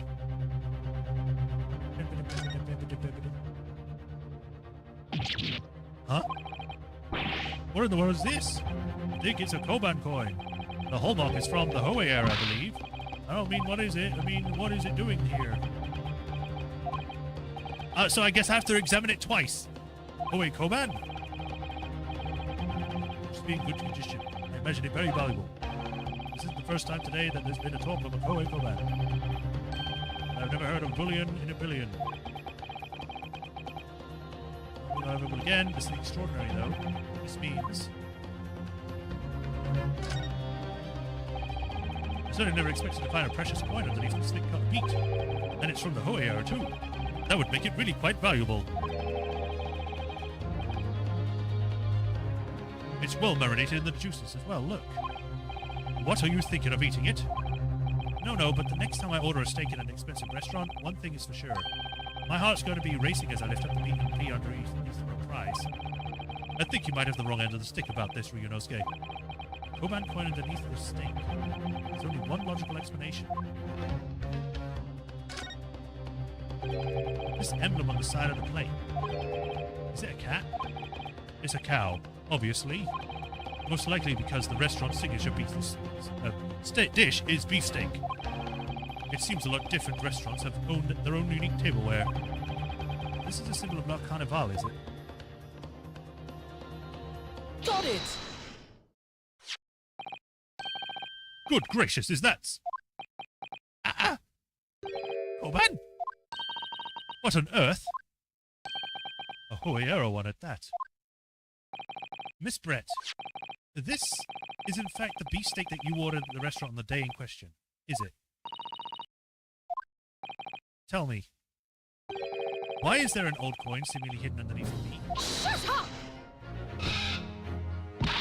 What a ridiculous question. How should I know? I never seen that thing before in my life. I don't know what this is, but I don't want no part of it. Objection! I fail to see how this is relevant. A coin underneath the meat. That could possibly have been a careless mistake by the chef in the moment of distraction. Objection! I don't be absurd. We're supposed to believe that this happened at accident in the kitchen. A rare Hoa Koban just happens to be hidden underneath that piece of meat. If this turns out to be irrelevant to the case, I'll rip up my ticket to Great Britain right now. He's right. It can't be a coincidence. Your Excellency. Yes, Your Counsel. Yes, Counsel. A rare Hoa Koban just happens to be hidden underneath that piece of steak. If this turns out to be irrelevant to the case, I'll give it my lawyer job right now. Objection! By all means, don't let it stop you. No one invited you anyway. Shut up! Perhaps, little boy, you should realize that it is you who is relevant. Even though I'm the one on trial here? The point is, it's essential that we ask the owner of this coin if we can explain what's going on under that steak. The owner? Yes, it's obvious. There's only one person it can belong to. The owner of the Koban coin that was found underneath this beef steak is... me! Take that! Obviously, it can only be the antique dealer and owner of Rasute, Kuryo Kurokuta-san. Kurokuta. Kuryu? As in Mr. Cucumber something? Honestly, these ridiculous Japanese names are quite unfathomable. Ah, yes. The old man who testified earlier alongside the military sergeant, correct? Yes, Your Excellency. I remember him saying that he was up to something with his Koban coin when it had happened. At exactly the moment the gun was fired, the gunshot interested me not. I was too busy on the floor. Too busy on the floor? Sorry, what were you doing? Hunting for treasure. Indeed, the Hoyo Koban, my prize coin. This Hoero Koban, do you mean to tell me? Objection! No. Please, why would Kurokuta-san's Koban be sandwiched between the victim's beefsteak and his plate? Makes no sense. Yes! Which is why I'm asking to bring Kurokuta-san back to the witness stand so we can ask him. Officer, bring both witnesses that testified earlier back in here. Without a moment's delay.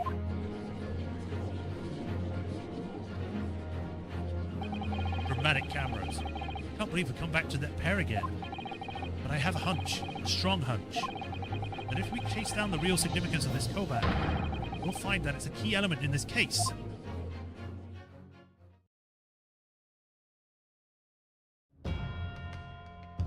Did the table get longer to fit them all on?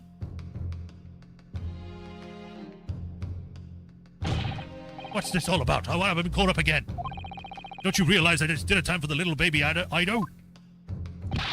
When my baby's bun is... When my son's belly is empty, he's fiercer than a pack of wolves. Exploited by the police we were, like miserable dogs, forced to bear false witness. And when cast from this courtroom, myself, I became a ruined man in a trice, worthless, withered antique. Nothing more have I to say. The sun has set on this Rasute shop owner's existence. Be that as it may, Kurokuta-san, something has come to light that requires your clarification. As far as your Rasute memory serves, have you ever seen this Koban? Wah! Yes, that's it. That's one. The very one. The very exact one that is. My resplendent splendiferous Hoey treasure that my rusty bones managed to misplace that fateful day. He's been stabbed in the foot, by the way. It can't be. As I thought. Young man! Enlightened the decrepit old fool. Put me on my own misery. Where? Where was my treasure? Where was it dropped? Oh, I'm not sure if it was dropped anywhere. We found your coin sandwiched between a beefsteak and its plate, soaking up the season's meat's juices. Sandwiched? Soaking? Seriously? Clearly, it wouldn't have fallen there by accident. Which means somebody must have hidden it there on purpose. Some concealed my Hoey treasure? Between a slab of meat and a metal plate? Who would do such a thing? Such an unconscionable thing!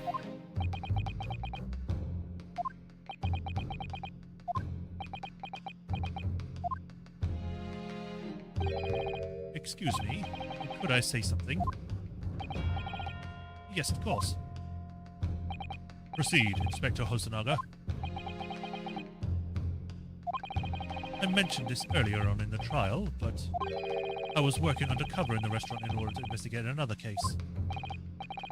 Ah, yes, that's right. The secret undercover operation. La Carnival is a high-class Western restaurant. It attracts wealthy diners, including many foreigners. Recently, there's been a run of similar executed thefts targeting the restaurant's rich clientele.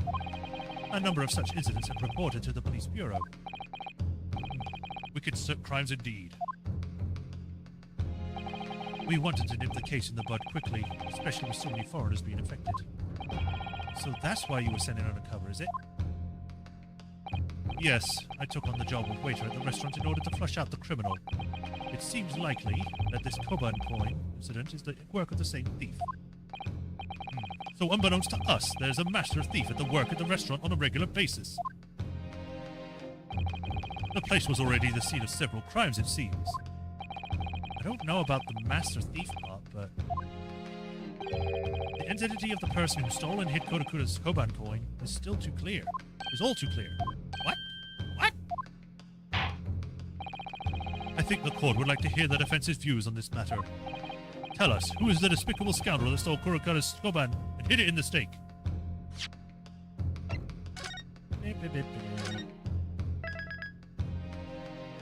Going by the guy not talking at the moment and sweating as hell. I'll say it's this guy. Take that! Obviously, it can only be you. Sergeant Iesonosa. What? How? How dare you? You monster! Monster? I stole that Koban, did I? I'm the master thief of La Carnival, am I?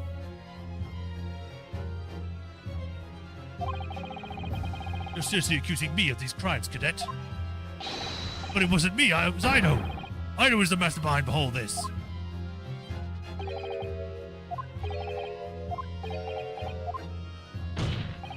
You would push the blame for your own crimes onto your own son as an innocent little baby? It was you that was the monster, Sergeant Nosa.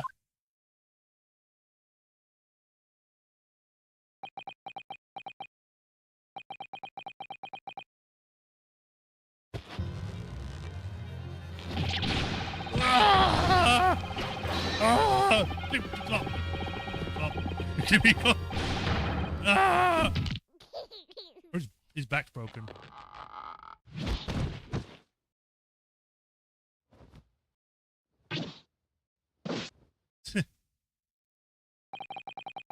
Nippon Imperial Army, Sergeant Yes or No, sir, preparing to stand down in the Supreme Court, sir. Okay.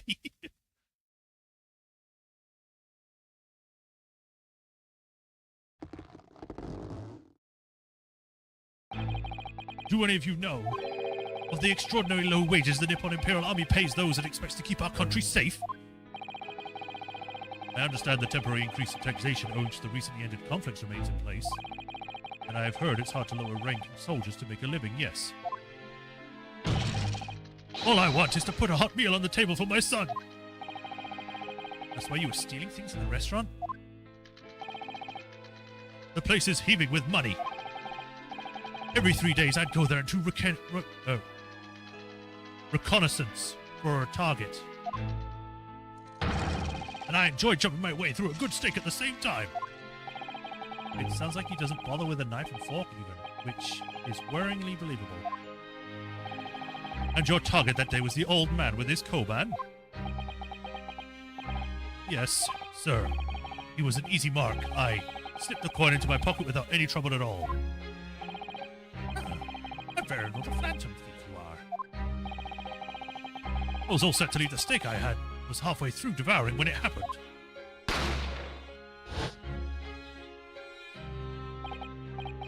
Yes, when the professor was shot. I knew that if the police conducted a search and found the coin in my pocket, I'd be finished. I know too.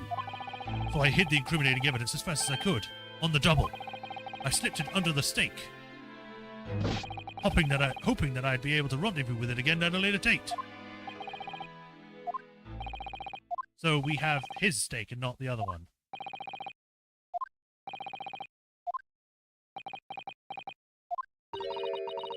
This is ridiculous. Perhaps you could carry on with this absurd prattling in your own time. Well, Miss Brett? Oh, of course, milady, dear lady, of course. How rude of us. I'm quite sure there's no need to detain you any longer at all. May the esteemed gentlewoman please be excused, Your Excellency. Indeed.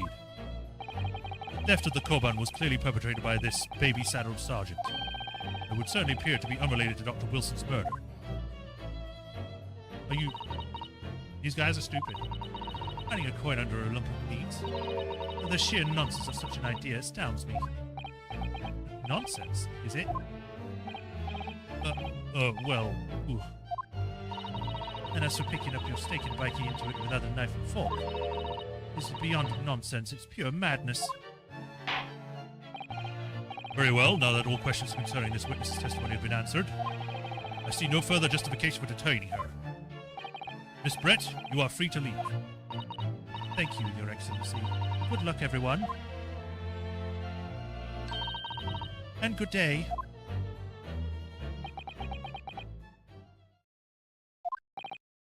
Ryunosuke, what's the matter with you? This is no time for daydreaming.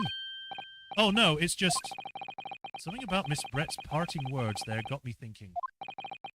Can't quite work out exactly, but something she said jarred with me. It felt like there was a contradiction in there somewhere, something that didn't quite up. If that's the case, don't just stand there thinking, make your voice heard, and apparently I can read your mind. Sorry? You can think later, but if you don't call out now, it will be too late. The trial will be over. Hold it! Wait, Miss Brett. What is it now? I'm afraid, just one last time. There's something I'd like to ask you. I'd like you to explain the contradiction in your parting words from just a few moments ago. What are you talking about? What contradiction? Objection! What new student nonsense is this? Well, what parting words are you talking about, Ryunosuke? Hiding a coin under a lump of meat? The sheer nonsense of such an idea astounds me. And as for picking up your steak and biting into it without using a knife and fork, it's beyond the nonsense. It's pure madness. Yes, I'm right. What she said there exposed an undeniable contradiction. I'm going to need evidence, counsel. Miss Brett's words truly are contradictory. Where is the evidence to prove it? I need to look at this.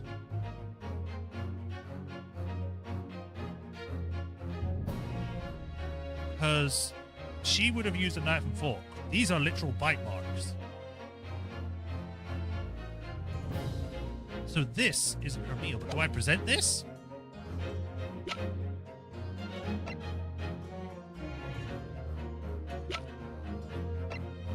I think I present this. Take that! The photographic print of the scene taken immediately after the incident occurred. What's interesting is the plate of steak that you can see on the victim's table. The steak that Miss Brett had been eating before the professor was killed, yes? Go on. More accurately, Your Excellency, the steak that was on the victim's table just before the professor was killed. Now you're splitting hairs. Not true. Doesn't something about this steak strike you as very unnatural? Unnatural? What on earth do you mean? It's extremely obvious. I'm talking about the shape of the edge where it's been eaten.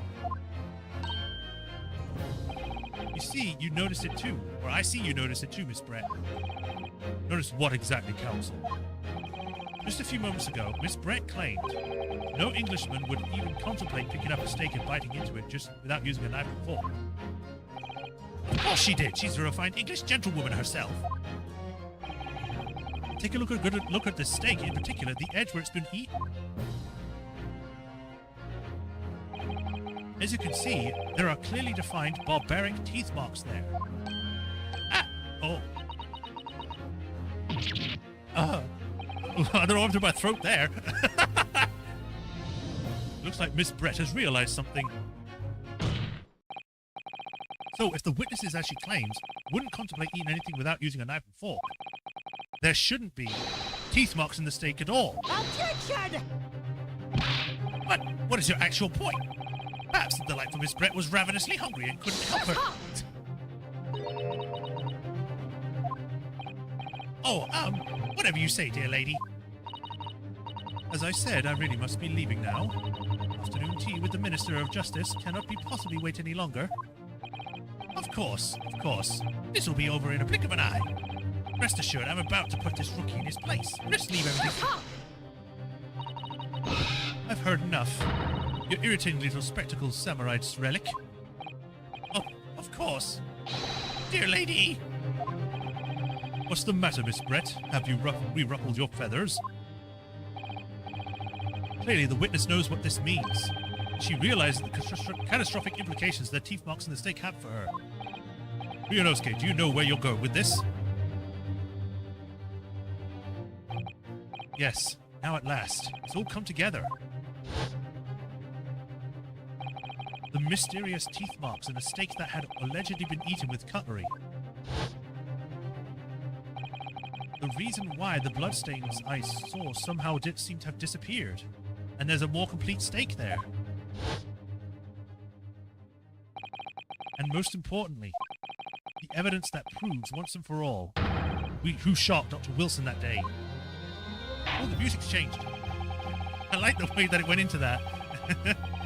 I accept that these teeth marks in the steak are a little unnatural, as you put it, Counsel. But what exactly are you suggesting that tells us? Everything, Your Excellency. Everything? Yes, I believe that these barbaric teeth marks in the steak here amount to conclusive evidence in this case. Evidence that will prove beyond a doubt who shot Dr. Wilson. Shut up! Conclusive evidence? How many times have I heard that today? You wouldn't know the meaning of the phrase, typical Japanese empty threats. How can you be so sure? Oh, it's quite simple. If you really had some conclusive evidence, you would have presented it to the court long ago. Actually, the evidence I'm talking about hasn't been brought before the court yet. Hasn't been? What? But just because it hasn't been shown yet, doesn't mean that the evidence does not exist. Objection! It's absurd. The trial has been run several hours already. You say the evidence is yet to be brought forward? That can't be. I don't believe you have it. Objection! I don't, but there's someone who does have it. Someone in this very courtroom. And if that person is willing to submit the piece of evidence I'm referring to, it will solve every remaining mystery about this case. Very well. I have a feeling this will be my last request for the defense in this trial. And I hope it is, because this is going on longer than I thought it would.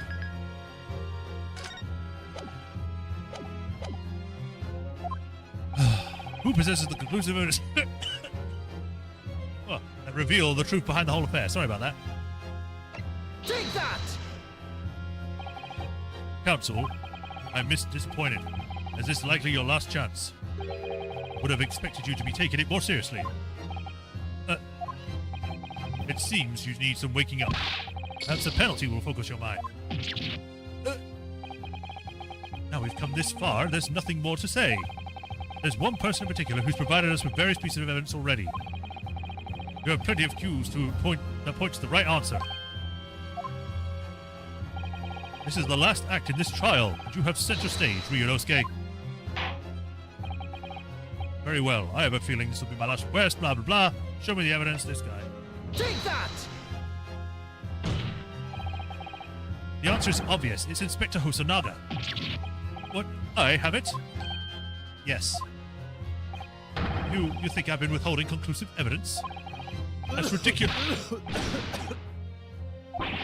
No, I'm not saying that. Everyone's attention has been focused on this steak with the teeth marks. Yes. Now, earlier this afternoon, Sergeant Nosa told the court the following. I'd enjoy chomping my way through a good steak. And as well as admitting to stealing Kurokawa-san's coin, he told us that he slipped under the steak. You watch it, cadet. I'm a superior officer. Sergeant Nosa, could you please confirm something for me? Was the steak that you put the coin under, in fact, your own steak? Attention! Affirmative, of course. I might be a soldier in the Imperial Nippon Army, but still. I'm not brave enough to ask a foreign gentle lady if she'd minded manhandling her meat to hide something for me. In other words, the steak that the detective submitted as evidence earlier was in fact Sergeant Nosa's meat. Objection! But that makes no sense. That plate was taken from the victim's table. Objection! Yet the gentlewoman doesn't take bites out of her steak, nor did she have any opportunity to steal the coin. Of course I didn't steal it. If you suggest such a thing would be an affront to the entire British Empire. Shut up, you're not even that important. Well then, how do you explain this paradox? Exactly. Surely you're not going to suggest that the sergeant switched the two steaks over.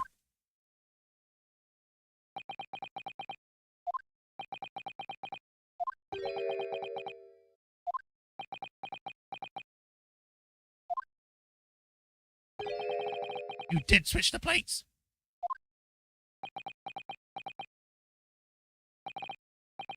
Well, after it happened,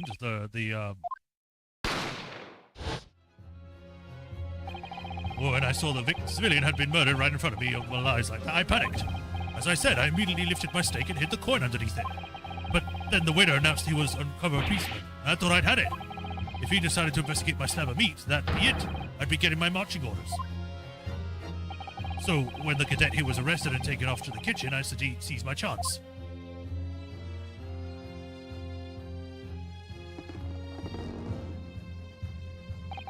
With military precision and timing, I switched my stick with the one at the foreign lady's table. What? You can't have. I never saw you do such a thing. It was called Operation Lightning Bolt. There was a time for strategic planning. It was do or die, I tell you. So yes, I did what had to be done. Unbelievable!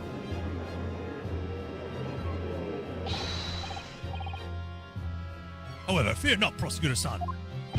What now? I swear on the brass buttons of my uniform. That is all I did, sir. All you did? That's plenty, Sergeant. Yes! So, if Sergeant Nosa switched the plates over, it means he took Miss Brett's steak and the plate it was on back to his own table. Yes, that follows. Inspector Hosonaga. Yes? Earlier in this trial, you told the court this. You said that you had only taken Miss Brett's steak after the incident, but also the sergeant's. That to preserve evidence, you had taken both. Ah! She's eating her face mask.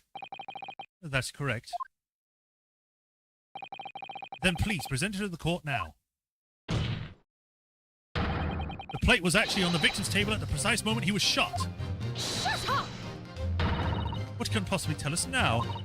I mean, a cold slab of tough meat. I can't have the slightest bearing on this case. Objection! No, you are wiggling your... No, you're not wiggling your way out of it this time, lady. I beg your pardon. Surely you're not that forgetful. Surely you remember the reason why the steak pan promises to prove such a problem for you. No? So many peas! You're the ones who decided it was a problem, not me. The reason the defense asked to see the plate was to confirm something the defendant remembers seeing. Thinks he remembers. I'm quite sure of what I saw, Miss Brett. On the side of the plate that was on the table directly behind Mr. Wilson, Dr. Wilson, there was a clear spattering of blood of the gunshot wound to the victim's chest. I believe the defendant's memory serves him well. And now we have the evidence to prove it. The plate you were eating from, Miss Brett.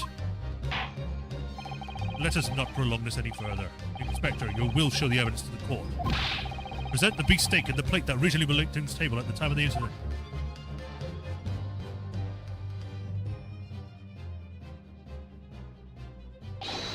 Yes, sir. Stay away from her, though, because she might try and grab it.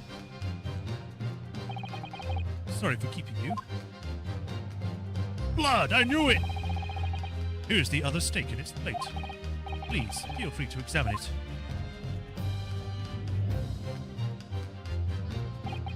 The bloodstain is clearly visible, look! Yes!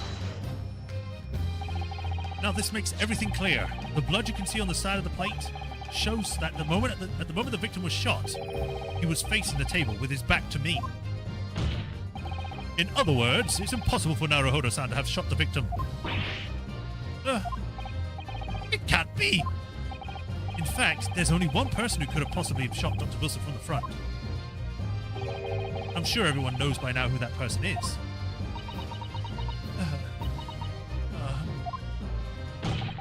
That's right. Miss Giselle Brett. Woo! It's you!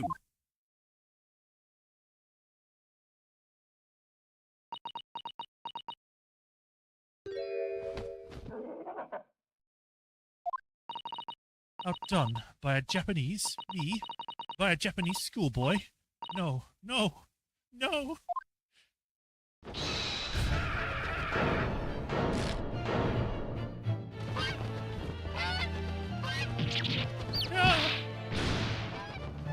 I can't go for that long. There's even chickens in there. Baby chicks.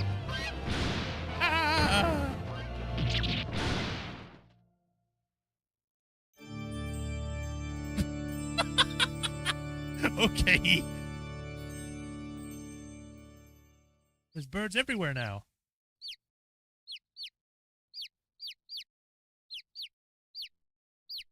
They're so cute. And thus the court first experienced their first breakdown. Please excuse my little outburst. I briefly lost my composure. Most becoming on behavior for an English gentlewoman. Forgive me. Well, Miss Brett, I think it's time you told the court what actually happened that day. The truth, this time. Gladly, Your Excellency.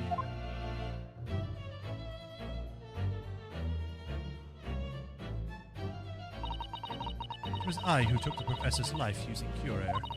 As you surmised, I chose the particular day for one important reason. The professor had a dental appointment for the extraction of one of his teeth in the morning. So you planned to kill the professor, knowing that no trace of poison will be found in his water. Because cure air is unheard of in Japan.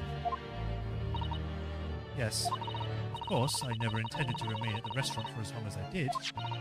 I only needed to see the professor take one sip at the time of the water, and it would be all over. I would place the steak I had ordered in front of him to make it appear as though he had been dining alone. And immediately, however, before any of that happened, there was an unexpected visitor at the professor's table. And that would be me, I suppose?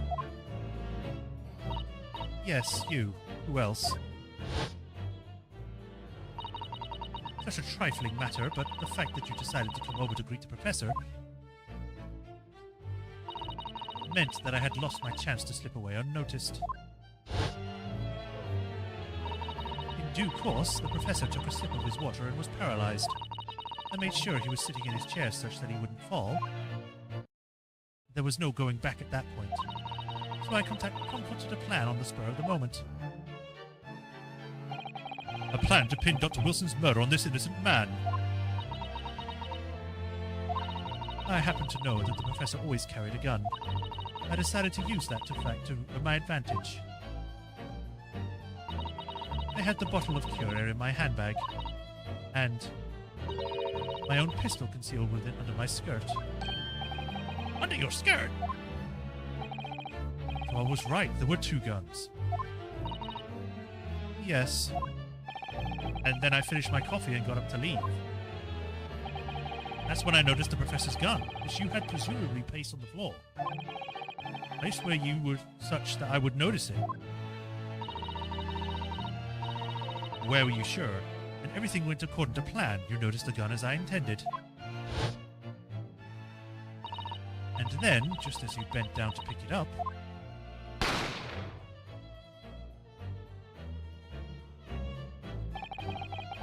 That's when you shot the professor with your own gun. Even though at that point he was already dead.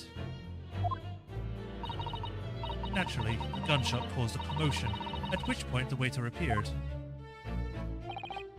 Obviously, I assumed Naruhodo-san was the culprit and reprehended him. I took him to the pantry that adjoins the kitchen and locked him inside. But that's when I took the opportunity to turn the professor and his chair around. Because, of course, you needed to make it look like the defendant had shot Dr. Wilson from where he had picked up the gun. Well, okay then.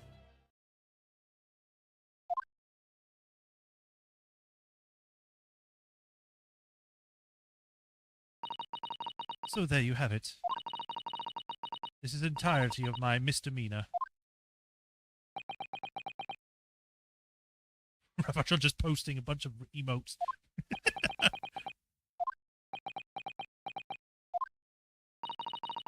Your Excellency. Yes? I wonder. Might I speak with you in private later? I shall call on you. Thank you. Good day then, everyone. I hope you can forgive me, Naruhodo-san.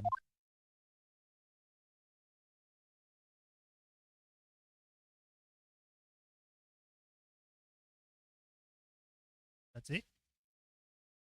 Are they dancing? No, I just see them in the chat. It would seem this trial has finally run its course. I presume the prosecution is in agreement. Yeah, what is the motive? It's never been explained why she wanted to kill him. This can't be. Akatsushi, she does not lose. Not to the likes of this rookie student. You'd better start getting used to tough opposition. Ryunosuke Naruhodo. Yes? This is insult to the Ouchi family name. Will never be forgotten.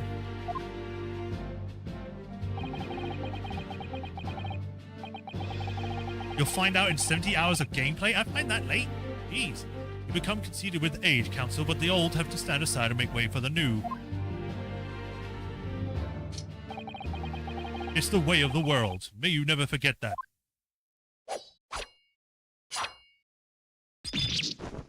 Oh no, his hair! And that's how he got it in Spirits of Justice, I guess. I don't know.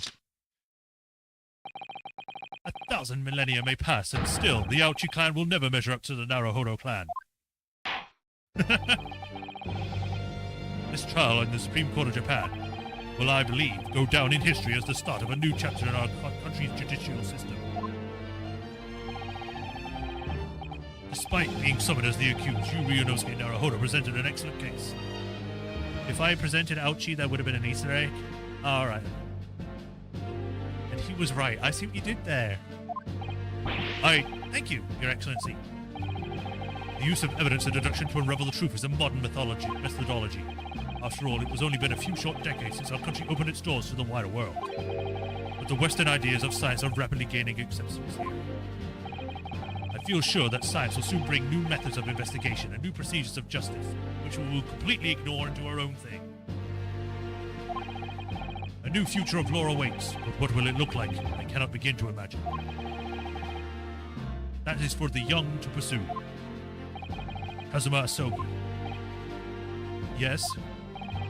After this trial, you are set to embark on a journey of discovery to the illustrious British Empire.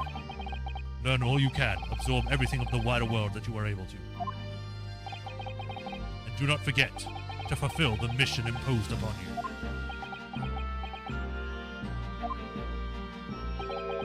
I understand, Your Excellency. Mission? What's that about? Why do you look so grave all of a sudden? Never mind. As for you, Ryunosuke Naruhodo. Oh, yes?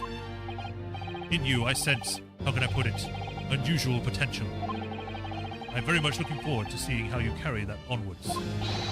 Thank you, Your Excellency.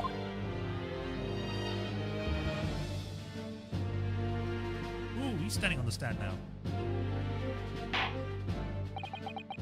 It is time to deliver the final verdict. I hereby find the defendant, Ryunosuke Naruhodo, not guilty. Not as fancy as I'd like, but it's not bad. Petals!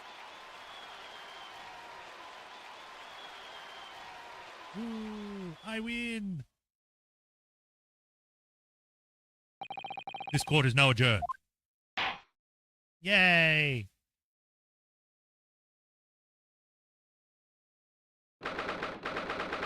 22nd of November. 246, Supreme Court Adjudicator, Defendants, Antechamber 5. Can't believe it. I can't believe what's happened. I made it. I defended myself and made it through that horrendous trial.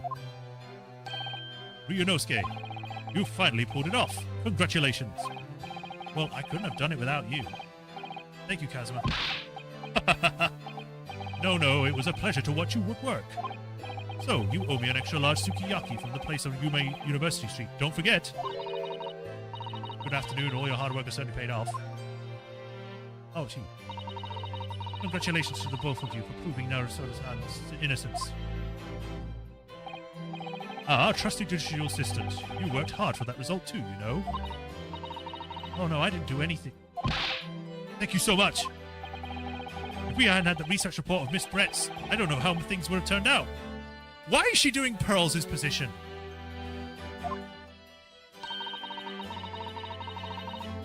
Your kind words should really be for my father. I was simply doing as he asked. It was his idea for me to go to university and investigate. Your father? Ah, yes, of course.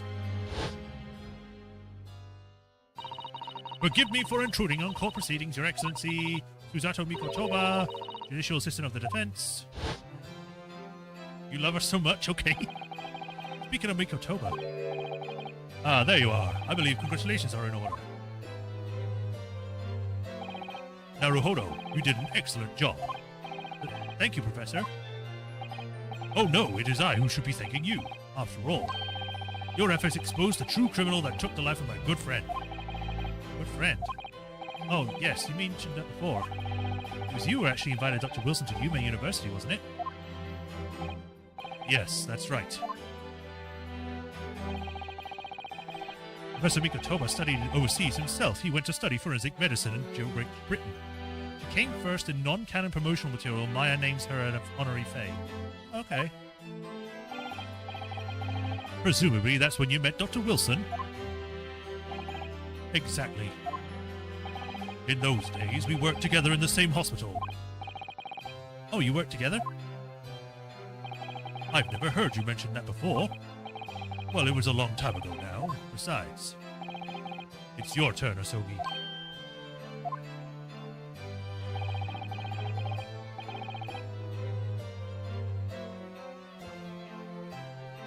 Great Britain is a magnificent country. It leads the world. In science, medicine, engineering, culture, and of course, in law. Yeah, we're pretty great. Watch and learn, my boy. See what happens in the world's largest melting pot. I will. I'll learn all I can. I swear on this, the spirit of the Asogi clan. You're not taking that sword to Great Britain, are you? Of course I am. A Japanese man's katana is his soul. This blade shows me where I need to go. And cuts down anything that's in my way. Yes, I've definitely seen how sharp it is already with my own eyes. That reminds me, what happened to the woman? Giselle Brett, I mean. After all, she's guilty of murder. Ah, yes, her. It's not easy to tell you this, but... What do you mean? Surely she's going to face trial herself now. She's the true culprit, after all. She will be leaving Japan in the very near future. For Shanghai. What? Shanghai? Giselle Brett will not appear in court again in this country. We're certain of that. What? But why not? I don't know who this is. It's a matter of consular jurisdiction. Oh, it's you. Inspector Hosanaga. It was a very hard-fought battle in the courtroom today. Very impressive to watch. I must congratulate... But what's all this about consular jurisdiction? We cannot try this particular foreigner for her crimes here in Japan. What? We can't try her? But then who's going to bring her to justice? A British consular court will hear our case, somewhere far away where our voices can't be heard. But why a consular court? Professor, I simply don't understand. I thought consular courts were a thing of the past now that we've signed the Friendship Treaty. Yes, in normal circumstances, you're right. But then, so long as this is not a serious incident of a highly particular nature to the respective governments, they can't invoke a consular court just like that. Oh, aren't they? Yes, she's a student, but it doesn't justify our governments making secret agreements about her fate, does it? Something strange is going on. So Miss Brett can't be held accountable for her actions here in Japan? I'm afraid for the young student. Today's trial was nothing more than a game all along. There was never any danger of comeuppance for her. I don't believe it. The British government's Foreign Affairs Ministry has demanded that we hand her over custody for Miss Brett. They're obviously taking this case as a foreign student and committing murder very seriously.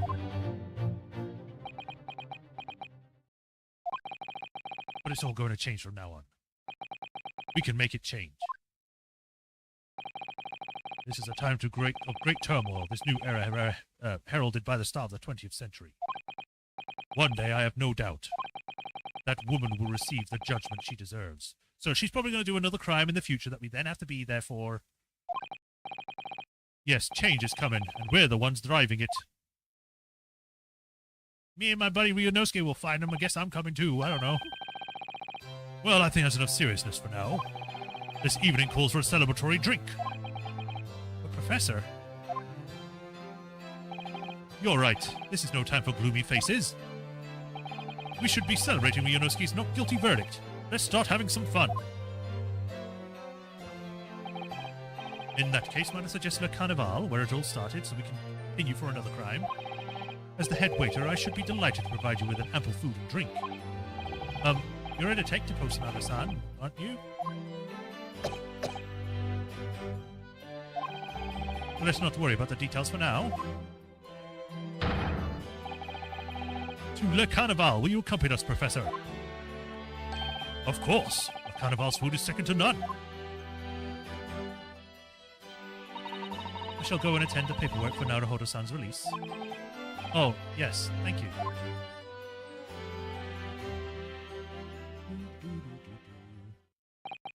So Giselle Brett won't be tried here.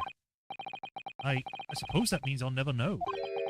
I'll never find out why she killed Dr. Wilson. Kazuma. Yes, Ryunosuke. I just wanted to say thanks again. That's all. You really saved my skin today. I didn't do a thing. You were the lawyer in there, weren't you? The defense was all your own work. Your skills really made the difference, though. One day, I bet you'll be the best lawyer in the world. I'm not so sure about that. To be honest, something kept occurring to me over and over again during the trial. I couldn't help thinking that maybe you're the one destined to become a great lawyer, not me. What?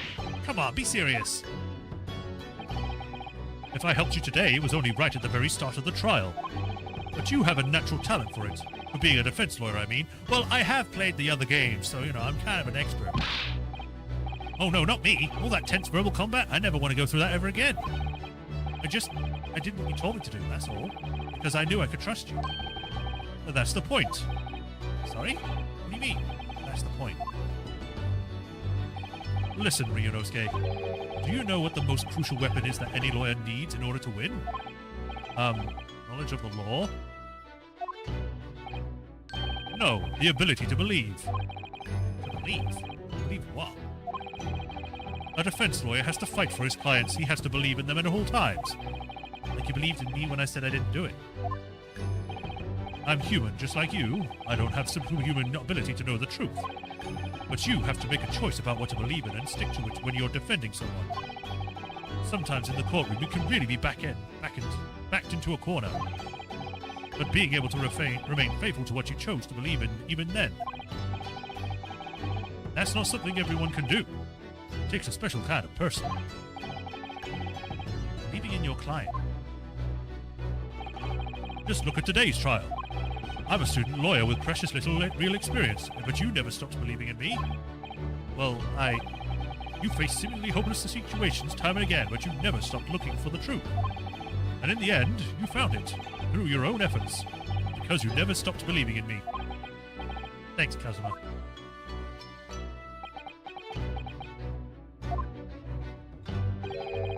There's something I want to ask you, actually, Ryunosuke. Well, it's a favor, really. Something very important to me. It sounds serious. What is... Ah, you're still here, are you? Oh, Inspector Hosonaga. I've arranged some rickshaws for us. Let's go. Thank you, I'll be right there. I'll never tell you. Let's make this conversation again later. We should be celebrating right now, your first court victory. And your study tour to Great Britain, don't forget. Ah, yes, that too. Woo! We win! So my very first trial came to an end. Kazuma. Professor Mikotoba. Susato-san, who acted as my assistant. Inspector Hosonaga, who didn't really play much of a part, but still. It was because of the help and support of all these people that I managed to get through that trial. But more importantly, Kazuma hadn't yet managed to ask his favor of me. Little did I realize just how much it would change my life. I need you to look after my son. You have a son?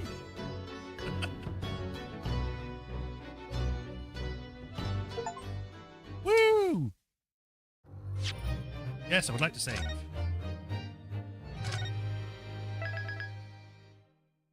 Okay, save complete. Episode 2, The Adventure of the Unbreakable Speckled Band. Investigation Part 1. I guess we can have a preview of the next case. We will be watching it again anyway next week, but it'll be good to see, I suppose. Although it might spoil stuff.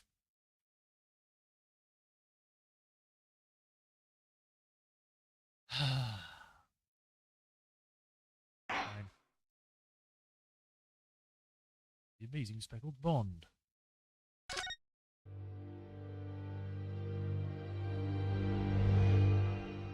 The Adventures of the Unbreakable Speckled Band.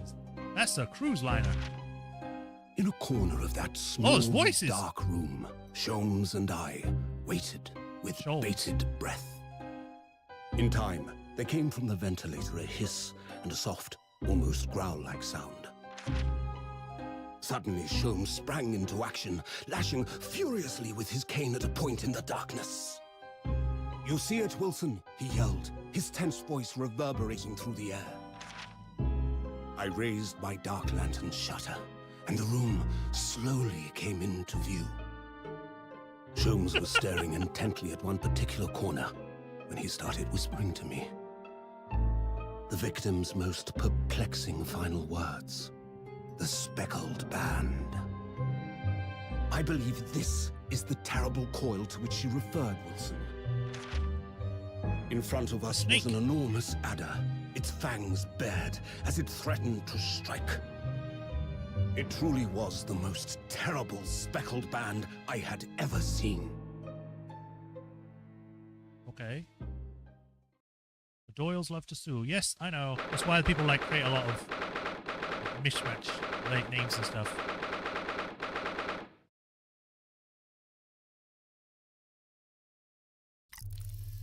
More cutscenes.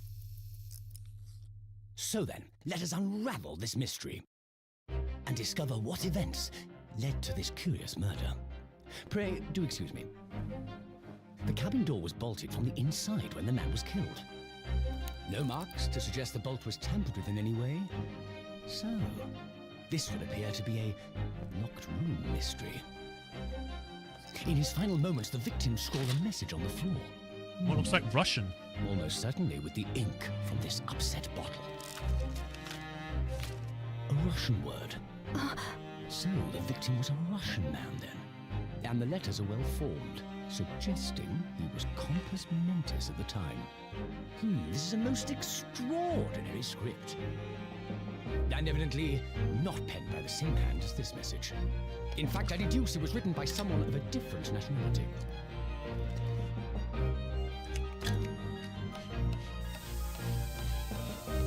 This paper seal was placed just prior to the incident, by the victim himself, I would venture. Well, what have we here? Who are you, and what do you think you're doing here? No one must touch before maritime police come. We must wait. Shh. That won't be necessary. You see, in less than 5 seconds from now, I will reveal the killer to you. What? Don't be absurd. This is murder. An in-cabin locked from inside. Ah yes, the locked room. But that mystery is paper thin. You don't mean the culprit is in there? Who are you, and where have you come from?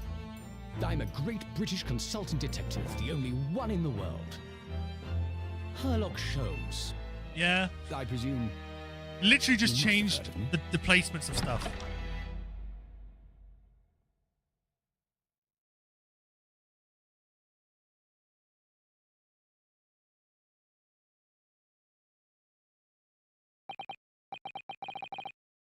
Alright, and that is the preview for next time. We're not going to save, because we already saved. Don't save. Do you want to quit the game? Yes. And we shall pick up next time.